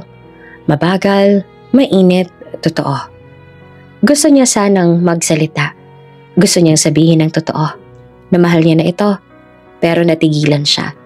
Dahil alam niyang sa sandaling iyon, sapat na ang yakap. Sapat na ang katahimikan. Kuya, mahina niyang sabi. Salamat. Ano ka ba? Wala yon, sagot ni Michael, pero ramdam sa boses niya ang panginginig. Kung ibang mundo lang talaga siguro to, Sandra. Ngumiti si Sandra at nakapikit. Oo, kung ibang mundo lang siguro. Ngunit hindi nila alam sa labas ng bahay, may matang nanonood sa tapat ng gate. Nakatayo si Nicole, hawak ang cellphone at nakatingin sa bintana kung saan sila niyakap ni Michael. Namumuo ang galit sa mga mata niya. Ang mga luha ay humalo sa ulan sa kanyang pisngi. So, this is what you've become, Michael. Mahinang sabi ni Nicole. She promised me she was nothing to you. At sa gabing iyon, sa unang pagkakataon, may pumutok na bagyong hindi gawa ng kalikasan, kundi ng puso. Sa loob ng bahay natutulog si Sandra nang may kakaibang kapanatagan. Hindi alam na sa labas ay may unos na paparating. At si Michael, habang nakaupo sa tabi ng kanyang kama, tahimik lang na nagbabantay. Hindi rin alam na ang susunod na mga araw, babagsak muli ang pader na akala nilang nagpatibay na nila. Maagang umalis si Michael ng araw na iyon. Tahimik siyang kumain ng almusal. Walang sinabi kay Sandra kundi isang maikling, "Ingat ka ha." Si Sandra naman na sanay sa mga ganitong biglaang pagbabago ng ugali ni Michael ay hindi na rin nagtanong. Matagal niya nang natutunang huwag pilitin ang mga salitang ayaw lumabas. Kaya habang kumakain siya ng mainit na lugaw, tahimik lang niyang pinagmamasan ang upuang dati ay madalas niyang katabi. Pagkatapos ng almusal, tumingin siya sa paligid ng bahay. Tahimik, wala si na Tito Ben at Tita Mercy. Nasa business trip sila sa San Diego. Tanging tunog ng orasan at ugong ng refrigerator ang maririnig. Muli niyang naramdaman ang kalungkutan na dati akala niya ay nalampasan niya na. Nang hapon ding iyon, nasa labas si Michael. Nakatayo sa likod ng isang kapihan malapit sa universidad. Sa harap niya ay si Nicole. Basang-basa ng luha. Hawak ang kamay niyang pilit niyang inaalis. Nicole, please, calm down. Mahinahon niyang sabi.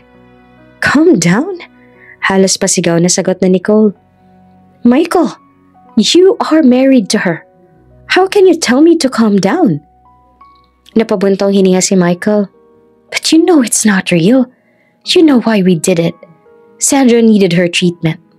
I did not care, sigaw ni Nicole. You could have found another way. You could have told your parents to find another sponsor. But you married her? And now you're protecting her like she is something more than just a sick girl? Nicole, nagsimula si Michael pero punutol siya nito. No, Michael. I saw you. I saw the way you look at her. You think I did not notice?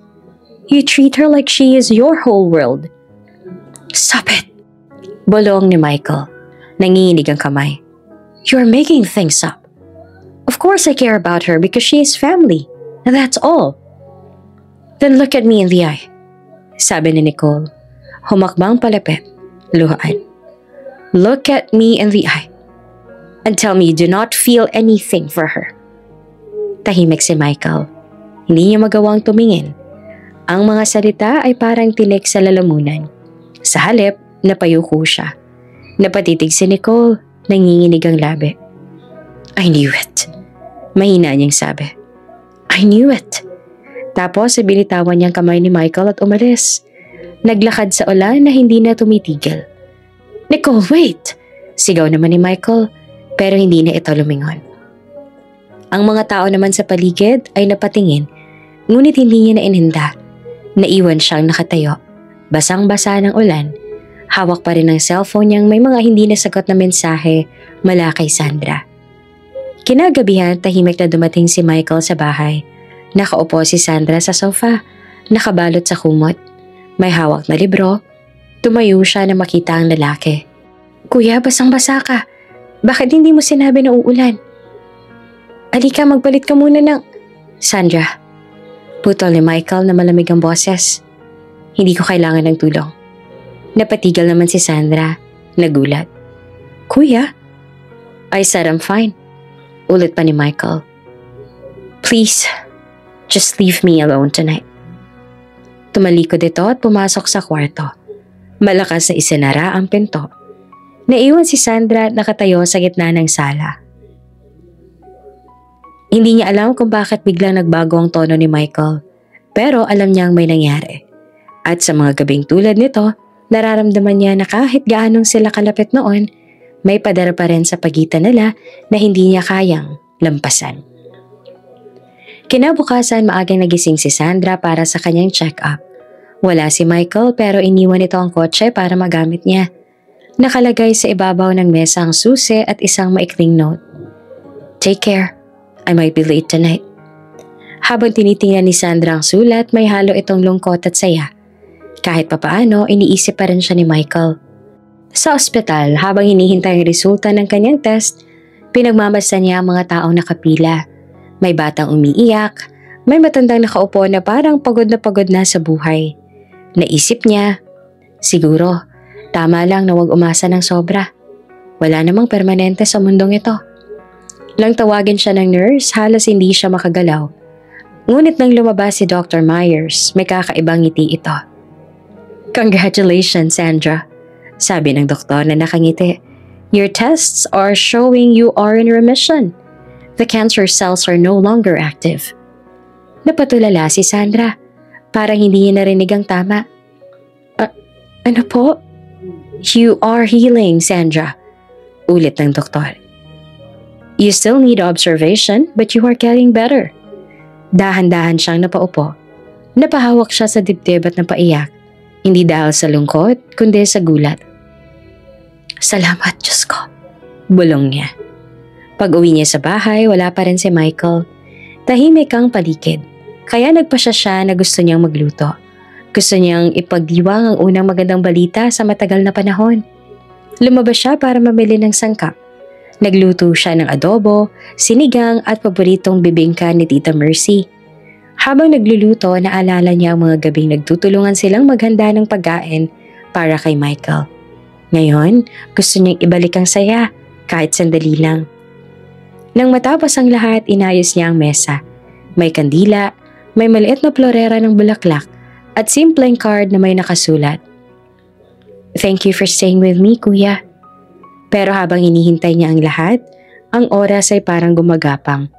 8:00, 9:00, 10:00. Wala pa rin. Nakatulog siya sa sofa. Hawak ang tuwalya at nakadungaw pa rin sa bintana. Kinabukasan, mag-aalas 11 na ng umaga nang bumukas ang pinto. Si Michael iyon. Maputla, pagod. "Kuya?" Agad siyang tumayo. "Nasaan ka kagabi? Nagluto pa naman ako para sa Thanksgiving, akala ko." Hindi siya pinansin ni Michael. Tahimik itong tumingin sa sahig. "Kuya?" Tanong muli ni Sandra, lumapit sa kanya. Anong nangyari?" Pero bago pa man ito makasagot ay may kumatok sa pinto. 3 sunod-sunod na katok. Malalim, mabigat. Sandali lang po," sabi ni Sandra at nagmamadaling lumapit sa pinto. Pagbukas niya, 2 pulis ang nakatayo. Isa sa kanila ay may hawak na maliit na envelope. "Good morning, ma'am. Is this the residence of Ben and Mercy Santos?" Napatigil si Sandra. Yes? Why?" Si Michael narinig ang pangalan ay agad na lumapit. "Yes, officer, I'm their son. Why?" Sandali silang nagkatinginan ng 2 pulis. Pagkatapos ay nagsalita ang isa. Sir, I am sorry to inform you. There was a car accident on the interstate last night. The vehicle lost control during the storm. Your parents, Mr. Ben and Mrs. Mercy Santos, did not make it. What do you mean? Mahina niyang tanong. No, that is impossible. They just called me yesterday. They said they will be back after the weekend. Tahimik lang ang mga pulis. Isa sa kanila ay dahan-dahang inabot ang envelope. We are sorry, sir. Tumingin si Michael sa papel, ngunit hindi niya na mabasa. Kuya, mahinang boses ni Sandra. Lumapit siya at hinawakan ang braso ni Michael. Kuya, ano raw sabi nila? Napatulala si Michael. Tahimik at nang tumingin sa kanya ay namumuo na ang luha sa mga mata nito. They're gone, Sandra. Bulong niya. Dad? Mom? They are gone. At sa sandaling iyon, tila huminto ang oras. Napatakbo si Sandra at niyakap ang lalaki. Hindi po totoo yun, kuya. Baka nagkamali lang sila. Baka ibang tao yun. Ngunit umiling si Michael, humihikbi. No, Sandra. It is them. They are gone. Walang masabi si Sandra kundi ang mga salitang, hindi po totoo. Habang humahagulgol sa dibdib ni Michael. Ang ulan sa labas ay muling bumuhos. Para bang pati langit ay nakikiramay. Lumipas ang magdamag sa katahimikan. Si Sandra, bagamat hirap sa katawan, ay hindi na rin nakatulog. Magdamag siyang nag-aasikaso ng mga tawag, ng mga papeles, ng lahat ng naiwan. Habang pinagmamasan niya si Michael na nakaupo sa sahig. Walang tingin, parang batang iniwan sa dilim. Naramdaman niyang may bagong pader na bumagsak sa pagitan nila. Ngayon, hindi na ito gawa ng tampuhan. Hindi na ito dahil kay Nicole. Ito ay gawa ng pagkawala. Lumapit siya, marahang inubot ang kamay ng lalaki. Kuya, mahinahon niyang sabi. Nandito lang po ako. Huwag kayong matakot. Hindi naman kumibo si Michael. Ngunit dahan-dahan niyang hinigpitan ang hawak ni Sandra. Walang salitang nasabi, ngunit sa simpleng paghawak na iyon, alam nilang pareho na silang dalawa na lang ang natitira. Paglipas ng ilang oras, napatingin si Sandra sa mga lumang larawan ni na Tito Ben at Tita Mercy sa dingding. Masaya, nakangiti. Parang buhay na buhay. Napaluha siya, pero ngumiti rin. Salamat po, bulong niya. Kung hindi dahil sa inyo, baka wala na ako rito. Kung hindi ninyo ako inampon, baka wala akong dahilan para lumaban. At sa likod niya, narinig niyang bumuntong hininga si Michael. Lumapit ito, tahimik lang. Tumingin sila pareho sa larawan ng mga magulang nilang pumanaw. Hindi ko alam kung paano ako mabubuhay nang wala sila, sabi ni Michael, paos ang boses. Matatag po kayo, sagot naman ni Sandra, at hindi kayo nag-iisa. Tumingin si Michael sa kanya. Patagal, tahimik. Sa mga matang iyon, nakita ni Sandra ang parehong sakit, parehong paggalito, parehong pag-asa. At sa unang pagkakataon mula nang dumating siya sa bahay na iyon, naramdaman niyang sila na lang talaga. Dalawang kaluluwang iniwan ng mundo, pero magkasama pa rin. At habang bumubuhos ang ulan sa labas, pareho silang tahimik na umiiyak. Tahimik ang buong bahay mula nang ilibing sina Tito Ben at Tito Mercy. Walang tunog ng mga halakhak sa umaga. Wala ang amoy ng nilulutong sinigang ni Tita. Wala ang mga yabag ni Tito na palagi nagmamadali tuwing may meeting. Isang buwan ang lumipas mula nang mangyari ang aksidente. Ngunit tila kahapon lang nang marinig nila ang balita. Mula noon, si Michael ay bihirang magsalita. Kung dati nakikitaan pa ito ni Sandra ng maliit na ngiti, ngayon ay halos hindi niya na alam kung anong iniisip nito. Isang umaga habang nag-aalmusal sila, si Sandra ay nakatitig sa tasa ng gatas. Tahimik si Michael naman, nagbabasa ng dokumento sa laptop. Nakapikit ang kilay. Si Sandra ang unang bumasag ng katahimikan. Kuya? Sagot nito na hindi tumitingin. Naayos ko na po lahat ng papelos ko. Katulong ko po si Attorney Lewis. Napatingin naman si Michael at bahagyang nagtaas ang ulo. Anong papeles? Yung tungkol sa kasal? Sagot ni Sandra ng mahinahon. Gusto ko po sanang ayusin ang annulment o divorce.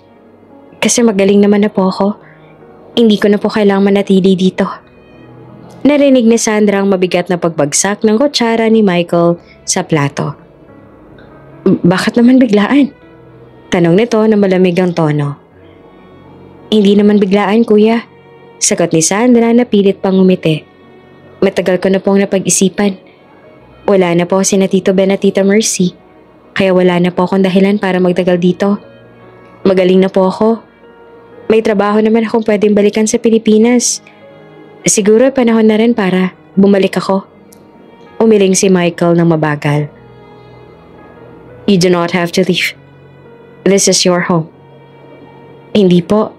Sagot ni Sandra ng malumanay. Bahay niyo po ito. Bahay nila tito, tita. Nakikituloy lang po ako. Sandra, mahinang sabi ni Michael na parang may gustong pigilan. Hindi mo kailangang gawin to. Ngunit ngumiti lang siya ng malungkot. Kailangan po, kuya. Kailangan nating pareho. Kasi kung hindi tayo makakausad. Hindi na nakasagot si Michael. Matagal silang tahimik. Tanging tunog ng hangin mula sa bentilador ang maririnig. Kung yan ang gusto mo, sabi niya na halos pabulong. Hindi kita pipigilan. At sa sagot na iyon, parang may humigop sa lahat ng hangin sa paligid. Kinabukasan, maagang gumising si Sandra. Inayos niya ang ilang gamit sa maleta. Kaunti lang ang laman nito, gaya ng pagdating niya noon sa bahay na iyon. Marahan niyang hinaplos ang punda ng ulan. Salamat, mahina niyang bulong. Kahit sandali naging tahanan kita. At tuluyan na siyang umalis. Nang dumating si Michael kinagabihan at tahimik ang bahay. Ang ilaw sa sala ay bukas pa rin. May malamig ng kape sa mesa. Nakita niya pa ang liham mula kay Sandra. Binasa ito ng paulit-ulit hanggang sa mabasa ng luha ang papel. Agad niyang tinawagan si Attorney Lewis. Ngunit sabi na to, she already boarded the plane, Michael. She is on her way to Manila. Tahimik lamang si Michael. Hawak ang telepono. Sa sandaling iyon, alam niyang wala na siyang magagawa. Hindi niya pinigilan dahil akala niya iyon ang gusto ni Sandra. Lumipas ang mga taon, matapos ang pagluluksa, unti-unting bumalik sa trabaho si Michael. Ipinagpatuloy niya ang negosyo ni Tito Ben at pinalago ito ng husto. Dahil sa talino at tiyaga niya, lumaki ang kumpanya. Naging isa siya sa pinakabatang CEO sa California. Kilala bilang matatag, matalino at seryosong negosyante. Ngunit sa kabila ng tagumpay, madalas pa rin niyang madama ang katahimikan sa gabi. Sa bawat kontrata na pinipirmahan, sa bawat press conference, sa bawat tagumpay, may kakabit na pagod na hindi niya maipaliwanag. Isang gabi sa gitna ng isang party, lumapit si Nicole. Matagal na mula nang huli silang magkita at ngayon ay muli silang magkausap. You have changed, sabi ni Nicole, hawak ang wine glass. You look older, tired. Ngumiti naman si Michael ng pilit. Life happened. Tahimik naman si Nicole saglit bago siya tumingin ng diretso. I'm sorry for everything. I was selfish before. Si Michael ay tumangulang. We were both young. Maybe, sabi ni Nicole, nakangiti ng bahagya. But maybe now we can start again? Tinitigan siya ni Michael. Walang galit sa mata niya, ngunit wala ring init. Pagkatapos ng mahabang katahimikan, dahan-dahan siyang tumango. Maybe. At doon nagsimulang muli ang ugnayan nila. Hindi na tulad ng dati. Hindi masaya, hindi rin malungkot. Parang kasunduan ng dalawang taong pagod na sa paghahabol. Habang si Michael ay patuloy na lumalago sa karera, si Sandra naman ay muli nagsimula sa Pilipinas. Nang una siyang bumalik, wala siyang pera. Nanirahan siya sa isang maliit na apartment sa Maynila. Nag-apply siya bilang tutor para sa mga batang may sakit at doon niya ginugol ang mga susunod na taon. Araw-araw, dinidiligan niya ang mga halaman sa labas ng apartment. Tinuturuan ang mga bata ng math at English At tuwing gabi ay sinusulat niya sa diary ang mga salitang hindi niya kailanman nasabi kay Michael. Masaya ako, kuya.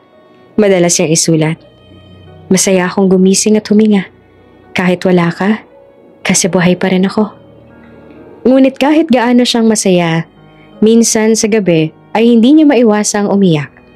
Isang gabi habang nanonood siya ng balita, may narinig siyang pangalan. Businessman Michael Santos, founder of Golden Tech Solutions, engaged to a longtime partner Nicole Summers.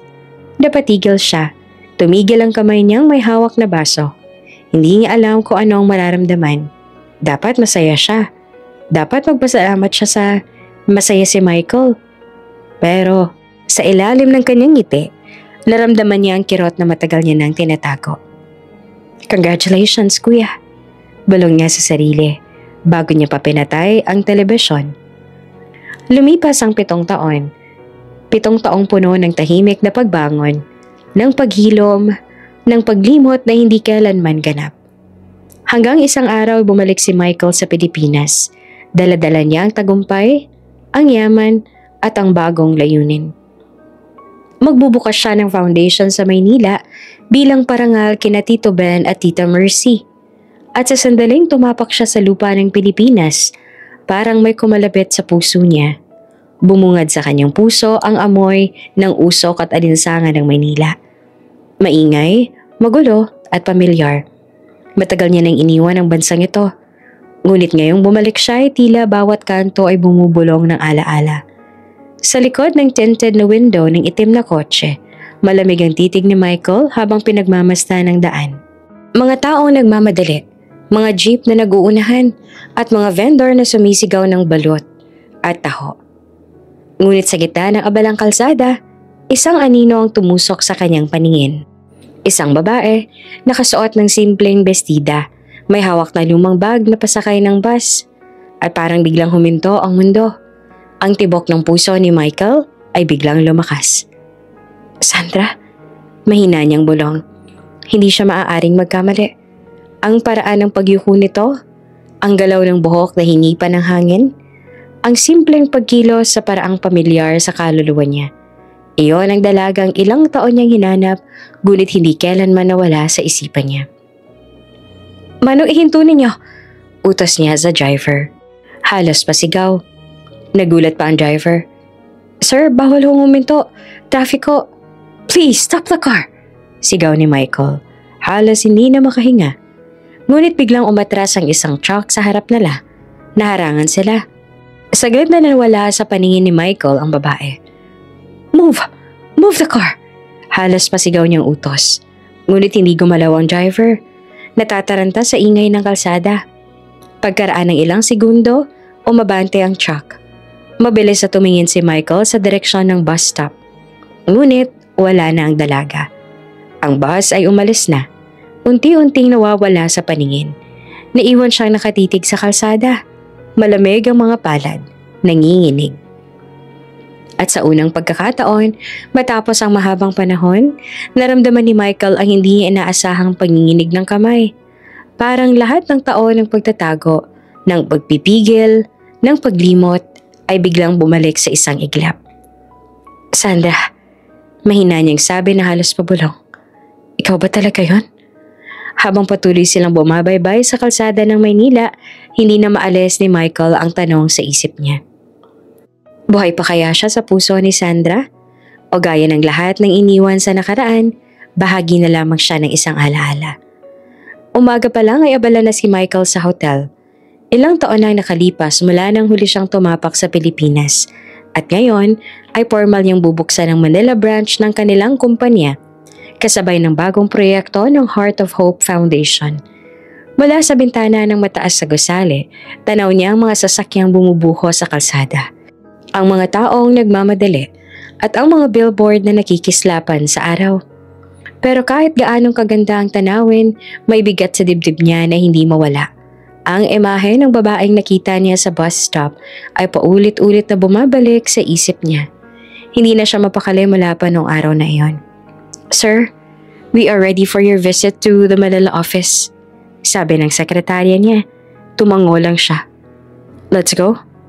Pagdating nila sa opisina, sinalubong siya ng mga empleyado. May ilang bumate, may nag-abot ng bulaklak, ngumiti siya ng magalang.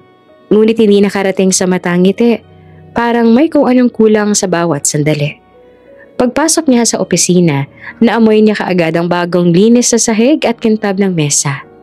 Tahimik ang paligid, tanging ugong ng vacuum cleaner sa malayong dulo ng hallway ang maririnig.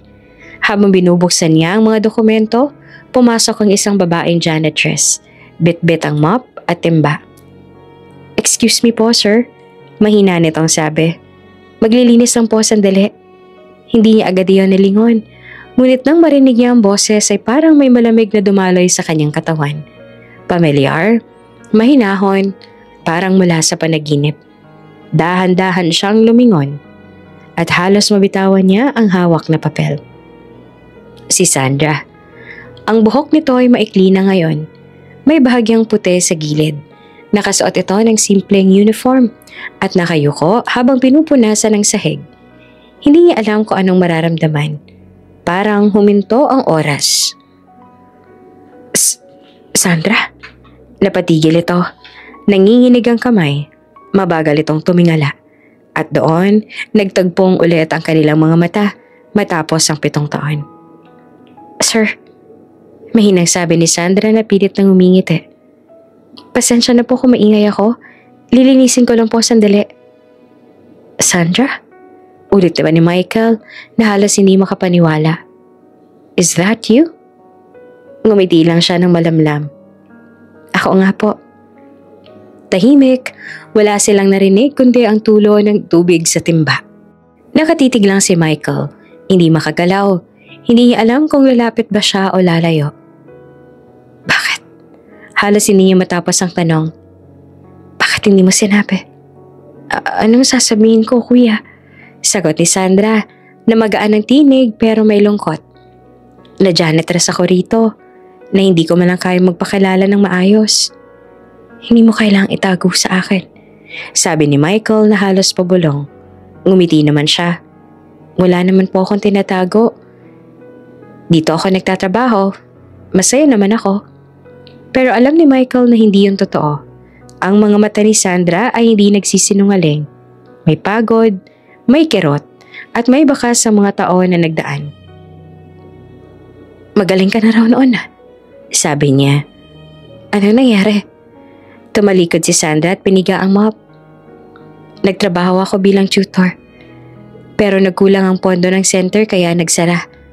Nagturo ako sa mga batang may sakit. Yung natitira kong pera ay pinambayad ko sa mga gamot nila." "Ginamit mo lahat ng pera mo para sa iba?" Tumawa siya ng mahina. "Masaya ako roon. Mas mabuti nang akong mahirapan kaysa sila." Tahimik si Michael. Pinagmasdan niya ito habang nagpapatuloy sa pagpunas ng mesa. May kakaibang tibok sa dibdib niya. Parang guilt at paghanga na magkahalo. Pagkatapos ng ilang sandali, lumapit siya. "Sandra, please, umupo ka muna." Umiling ito. "Bawal po akong umupo habang oras ng trabaho." "Hindi mo ako boss dito ngayon," sabi ni Michael. "Kaibigan mo ako." Napayuko si Sandra. Dahan-dahan niyang inilapag ang mop at umupo sa gilid ng mesa. Tahimik silang dalawa. "Hindi ka ba nag-asawa?" Tanong ni Michael na maingat. Umiling si Sandra. "Hindi na po. Ayoko pong magpanggap ulit. Ayoko magmahal ng may kasinungalingan." Napatingin si Michael sa sahig. "Nicole and I, we're not together anymore." Nagulat naman si Sandra. "Ha? Akala ko po." "She left," sagot ni Michael. "Years ago. She said she could not marry a man whose heart belonged somewhere else." Tumingin si Sandra sa kanya, gulat at naluluha. "Kuya, I never stopped thinking about you," sabi ni Michael na mahina pero malinaw. "Kahit saan ako magpunta, kahit gaano ako kayaman, lagi ikaw nasa isip ko." Umiling si Sandra. Halos hindi siya makapaniwala. "Hindi mo dapat sinasabi yan." "Bakit hindi?" tanong ni Michael. "Totoo naman." Umiyak si Sandra. Pinunasan ng mata gamit ang kamay. Kasi mali, kuya. Dati pa alam mo kung bakit ako umalis, di ba? Hindi dahil ayoko manatili. Umalis ako kasi natutunan kitang mahalin. At hindi ko kayang mabuhay araw-araw na tinatawag kang kuya. Habang alam kong mali iyon. Napatigil naman si Michael. Ang bawat salita ni Sandra ay parang sibat sa dibdib niya. Hindi ko gusto na masira ang ginawa ni na tito-tita para sa atin. Patuloy pa ni Sandra. Mahal ko sila. Pero mas lalo kitang minahal. At hindi ko kayang dayain ang sarili ko. Tahimik naman si Michael. Nanginginig ang labi. Sandra. Tumayo siya at lumapit. Alam mo ba kung gaano ko pinagsisihan na hindi kita pinigilan noon? Na hinayaan kitang umalis. Na walang kahit isang salitang pigil. Ginawa mo lang ang tama. Sagot naman ni Sandra na umiiyak pa rin. Kung pinigilan mo ako noon, baka masasaktan tayong pareho. Ngunit bigla siyang hinawakan ni Michael sa kamay. Hindi. Ang mali ay ang manahimik ako.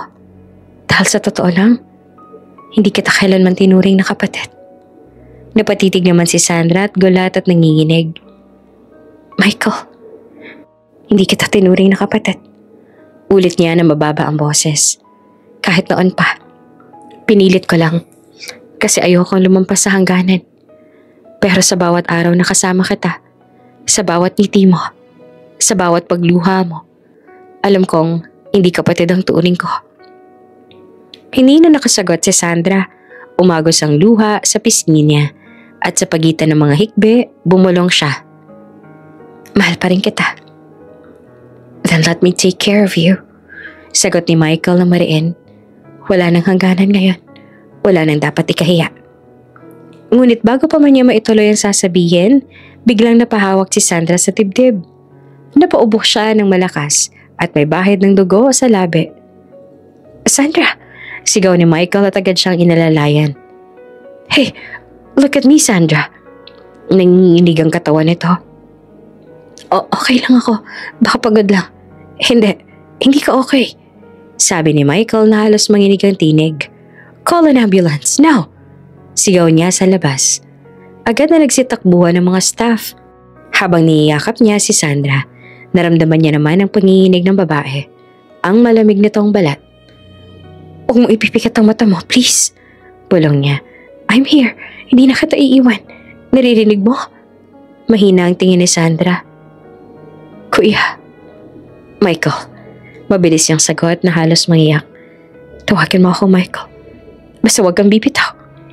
Ngumiti naman si Sandra. Kahit may dugo sa labi. Mahal kita. Michael. At bago pa man niya marinig ang susunod, dahan-dahan itong nawala ng malay. Sandra! Sigaw ni Michael na halos mapatid ang boses. Sandra, please wake up! Habang dinadala ito ng mga nurse papuntang ospital, nakasunod lang si Michael. Basang-basa ng luha. At sa sandaling iyon, naramdaman niyang muling bumalik ang takot na matagal niya nang nilabanan. Takot na muling mawala ng minamahal. Takot na huli na naman ang lahat. Sa gilid ng ambulansya, hawak pa rin niya ang kamay ni Sandra. Malamig na, nanginginig. At sa isip niya, iisang panalangin lang ang paulit-ulit niyang sinasabi. Huwag na yun. Huwag mo muna siyang kunin. Hindi pa tapos ang kwento namin. Sa loob ng ospital, habang nakasabit ang dextrose kay Sandra, nakaupo si Michael sa gilid ng kama. Walang tigil sa pagbabantay. Sa bawat paghinga ng dalaga, tila nakabitin ang buong mundo. At sa katahimikan ng gabi, isang mahinang tunog ng beep mula sa monitor ang pumunit sa hangin. Tahimik ang gabi sa ospital. Tanging ugong ng mga makina at mahihinang hakbang ng mga nurse ang maririnig. Sa loob ng silid, nakaupo si Michael sa tabi ng kama ni Sandra. Magdamag na siyang hindi umalis doon. Ang mga mata niya ay namumugto. Ang buhok, magulo. At ang mga daliri ay nakahawak pa rin sa kamay ng dalaga na may nakakabit na tubo sa braso. 2 araw na siyang hindi halos kumain. 2 araw nang bumagsak si Sandra sa opisina. Please, wake up. Bulong niya ng paulit-ulit. Parang dasal na walang katapusan. Bumukas ang pinto, pumasok ang doktor. Mr. Santos, stable na ang kondisyon niya. She's out of danger now. Parang huminga muli si Michael matapos marinig iyon. Napapikit siya at halos mangiyak. Salamat, Doc. Salamat talaga. Ngumiti naman ang doktor. Pero kailangan pa rin niyang magpahinga. Bawal siyang ma-stress.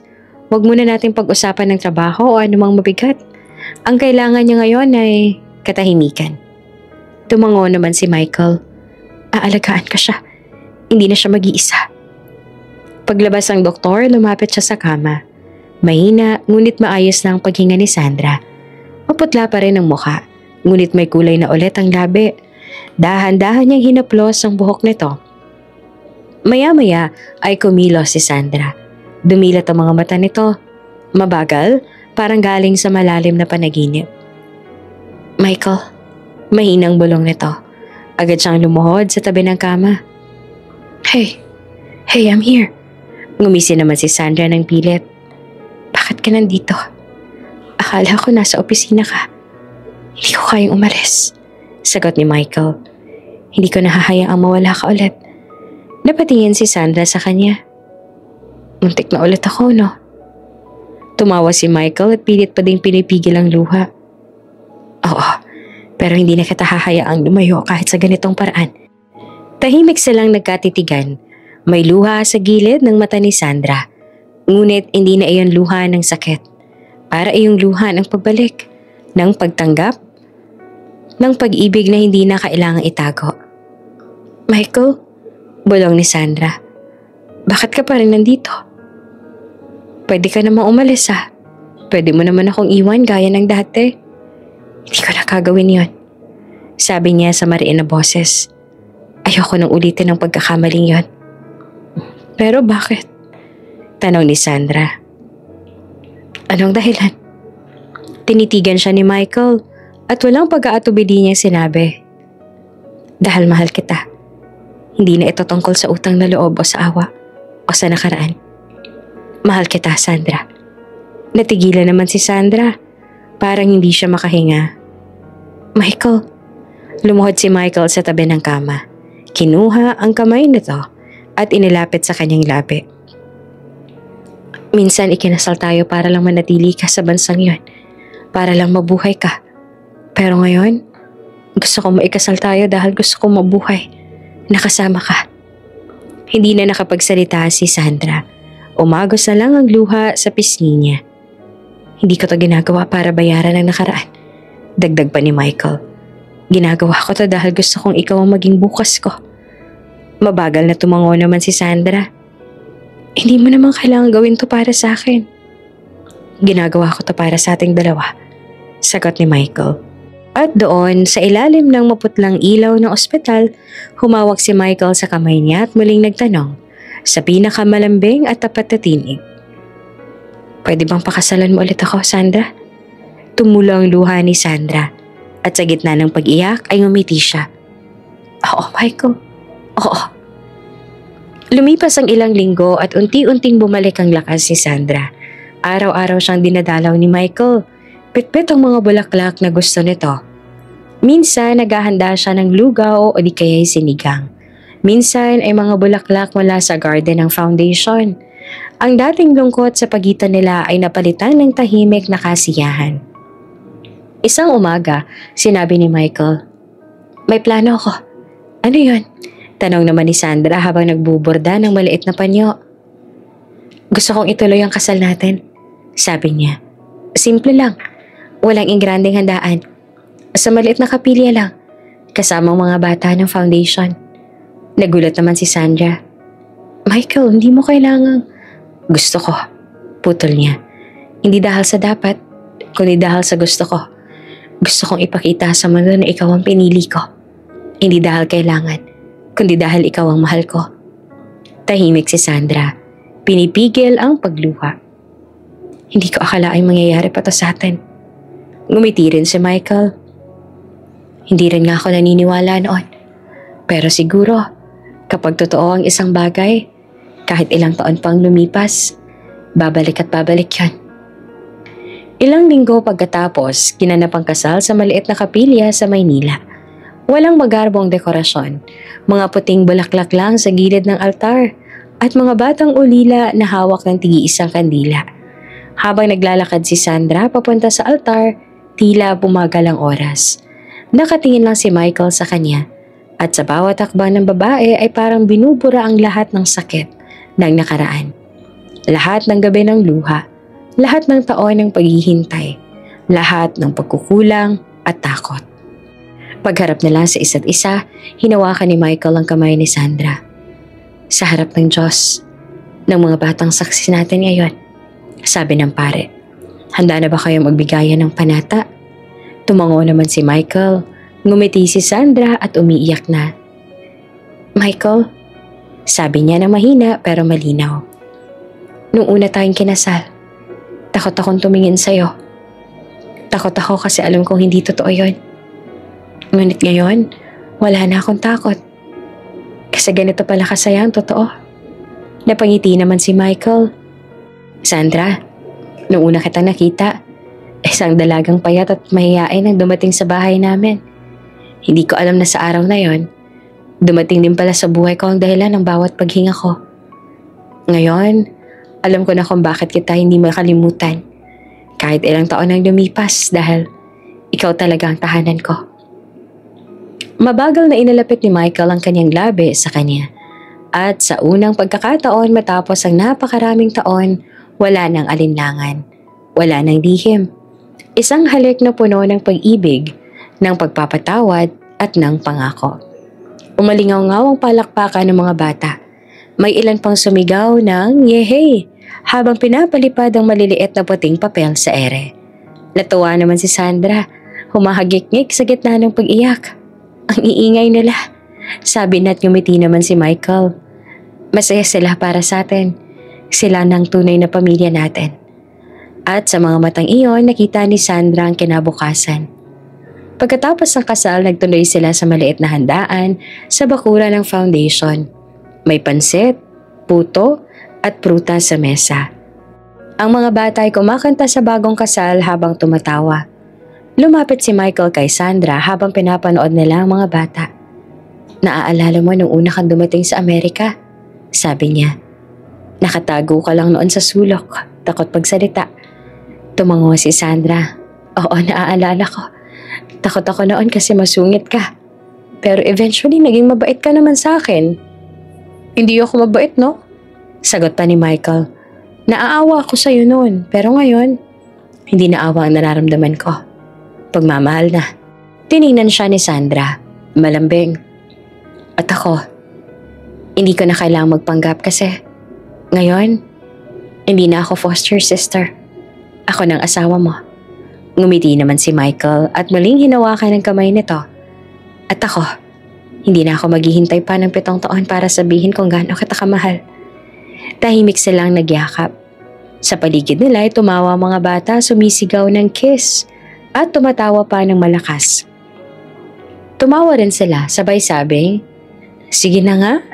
Sa ilalim ng araw ng Maynila, muli nilang hinagkan ang labi ng isa't isa. Kinagabihan habang naglalakad sila sa tabi ng ilog malapit sa chapel, tahimik na kumapit si Sandra sa braso ni Michael. Hindi ko akalain ganito pala kasimple ang kaligayahan, sabi niya. Hindi naman kailangan ng yaman o malaking bahay, sagot ni Michael. Ay kailangan lang, totoo ang kasama mo. Maraming salamat, Michael, sabi ni Sandra. Hindi lang dahil iniligtas mo ako noon, kundi dahil pinili mo pa rin ako mahalin, kahit madaming dahilan para hindi. Tumigil sila sa paglalakad. Tiningnan ni Michael ang mga bituin sa langit. Kung ibang mundo siguro, hindi na natin kailangang maghintay ng ganitong katagal. Ngumiti si Sandra. Pero kung ibang mundo yon, baka hindi rin natin maramdaman kung gaanong kahalaga ang bawat sandali. Tumingin siya sa babae at may ningning sa mata niya na noon lang muling nakita. Tama ka, sabi niya. At dahil dito, ayokong sayangin pa ang kahit na isang araw. Hinapos niya ang pisngi nito at marahan siyang hinalikan sa noo. Wala nang kontrata, bulong niya. Wala nang ibang dahilan pa. Tayo na talaga. Ngumiti si Sandra at napapikit at sa mga labi niya ay lumabas ang mga salitang matagal nang nakatago. Mahal na mahal kita, Michael. At sa gabing iyon, sa ilalim ng mga bituin at ilaw ng Maynila, natapos ang isang kabanata ng sakit at nagsimula ang panibagong kwento ng pag-ibig. Hindi na ito ang kwento ng batang mahirap o batang iniwan. Ito na ang kwento ng dalawang pusong nagtagpong muli sa tamang oras, sa wakas. Lumipas pa ang ilang taon, mahinang humihip ang hangin sa sementeryo sa California. Ang araw ay banayad, tila may dalang kapayapaan. Sa harap ng isang simpleng lapida na may nakasulat na Ben at Mercy Santos, nakatayo sina Michael at Sandra.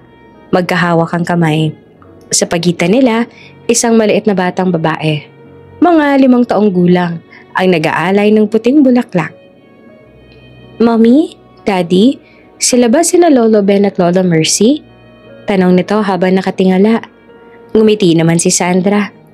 Oo anak, sila ang mga taong nagbahal sa amin ng daddy mo. Tahimik si Michael. Pinagmasta ng mag-ina.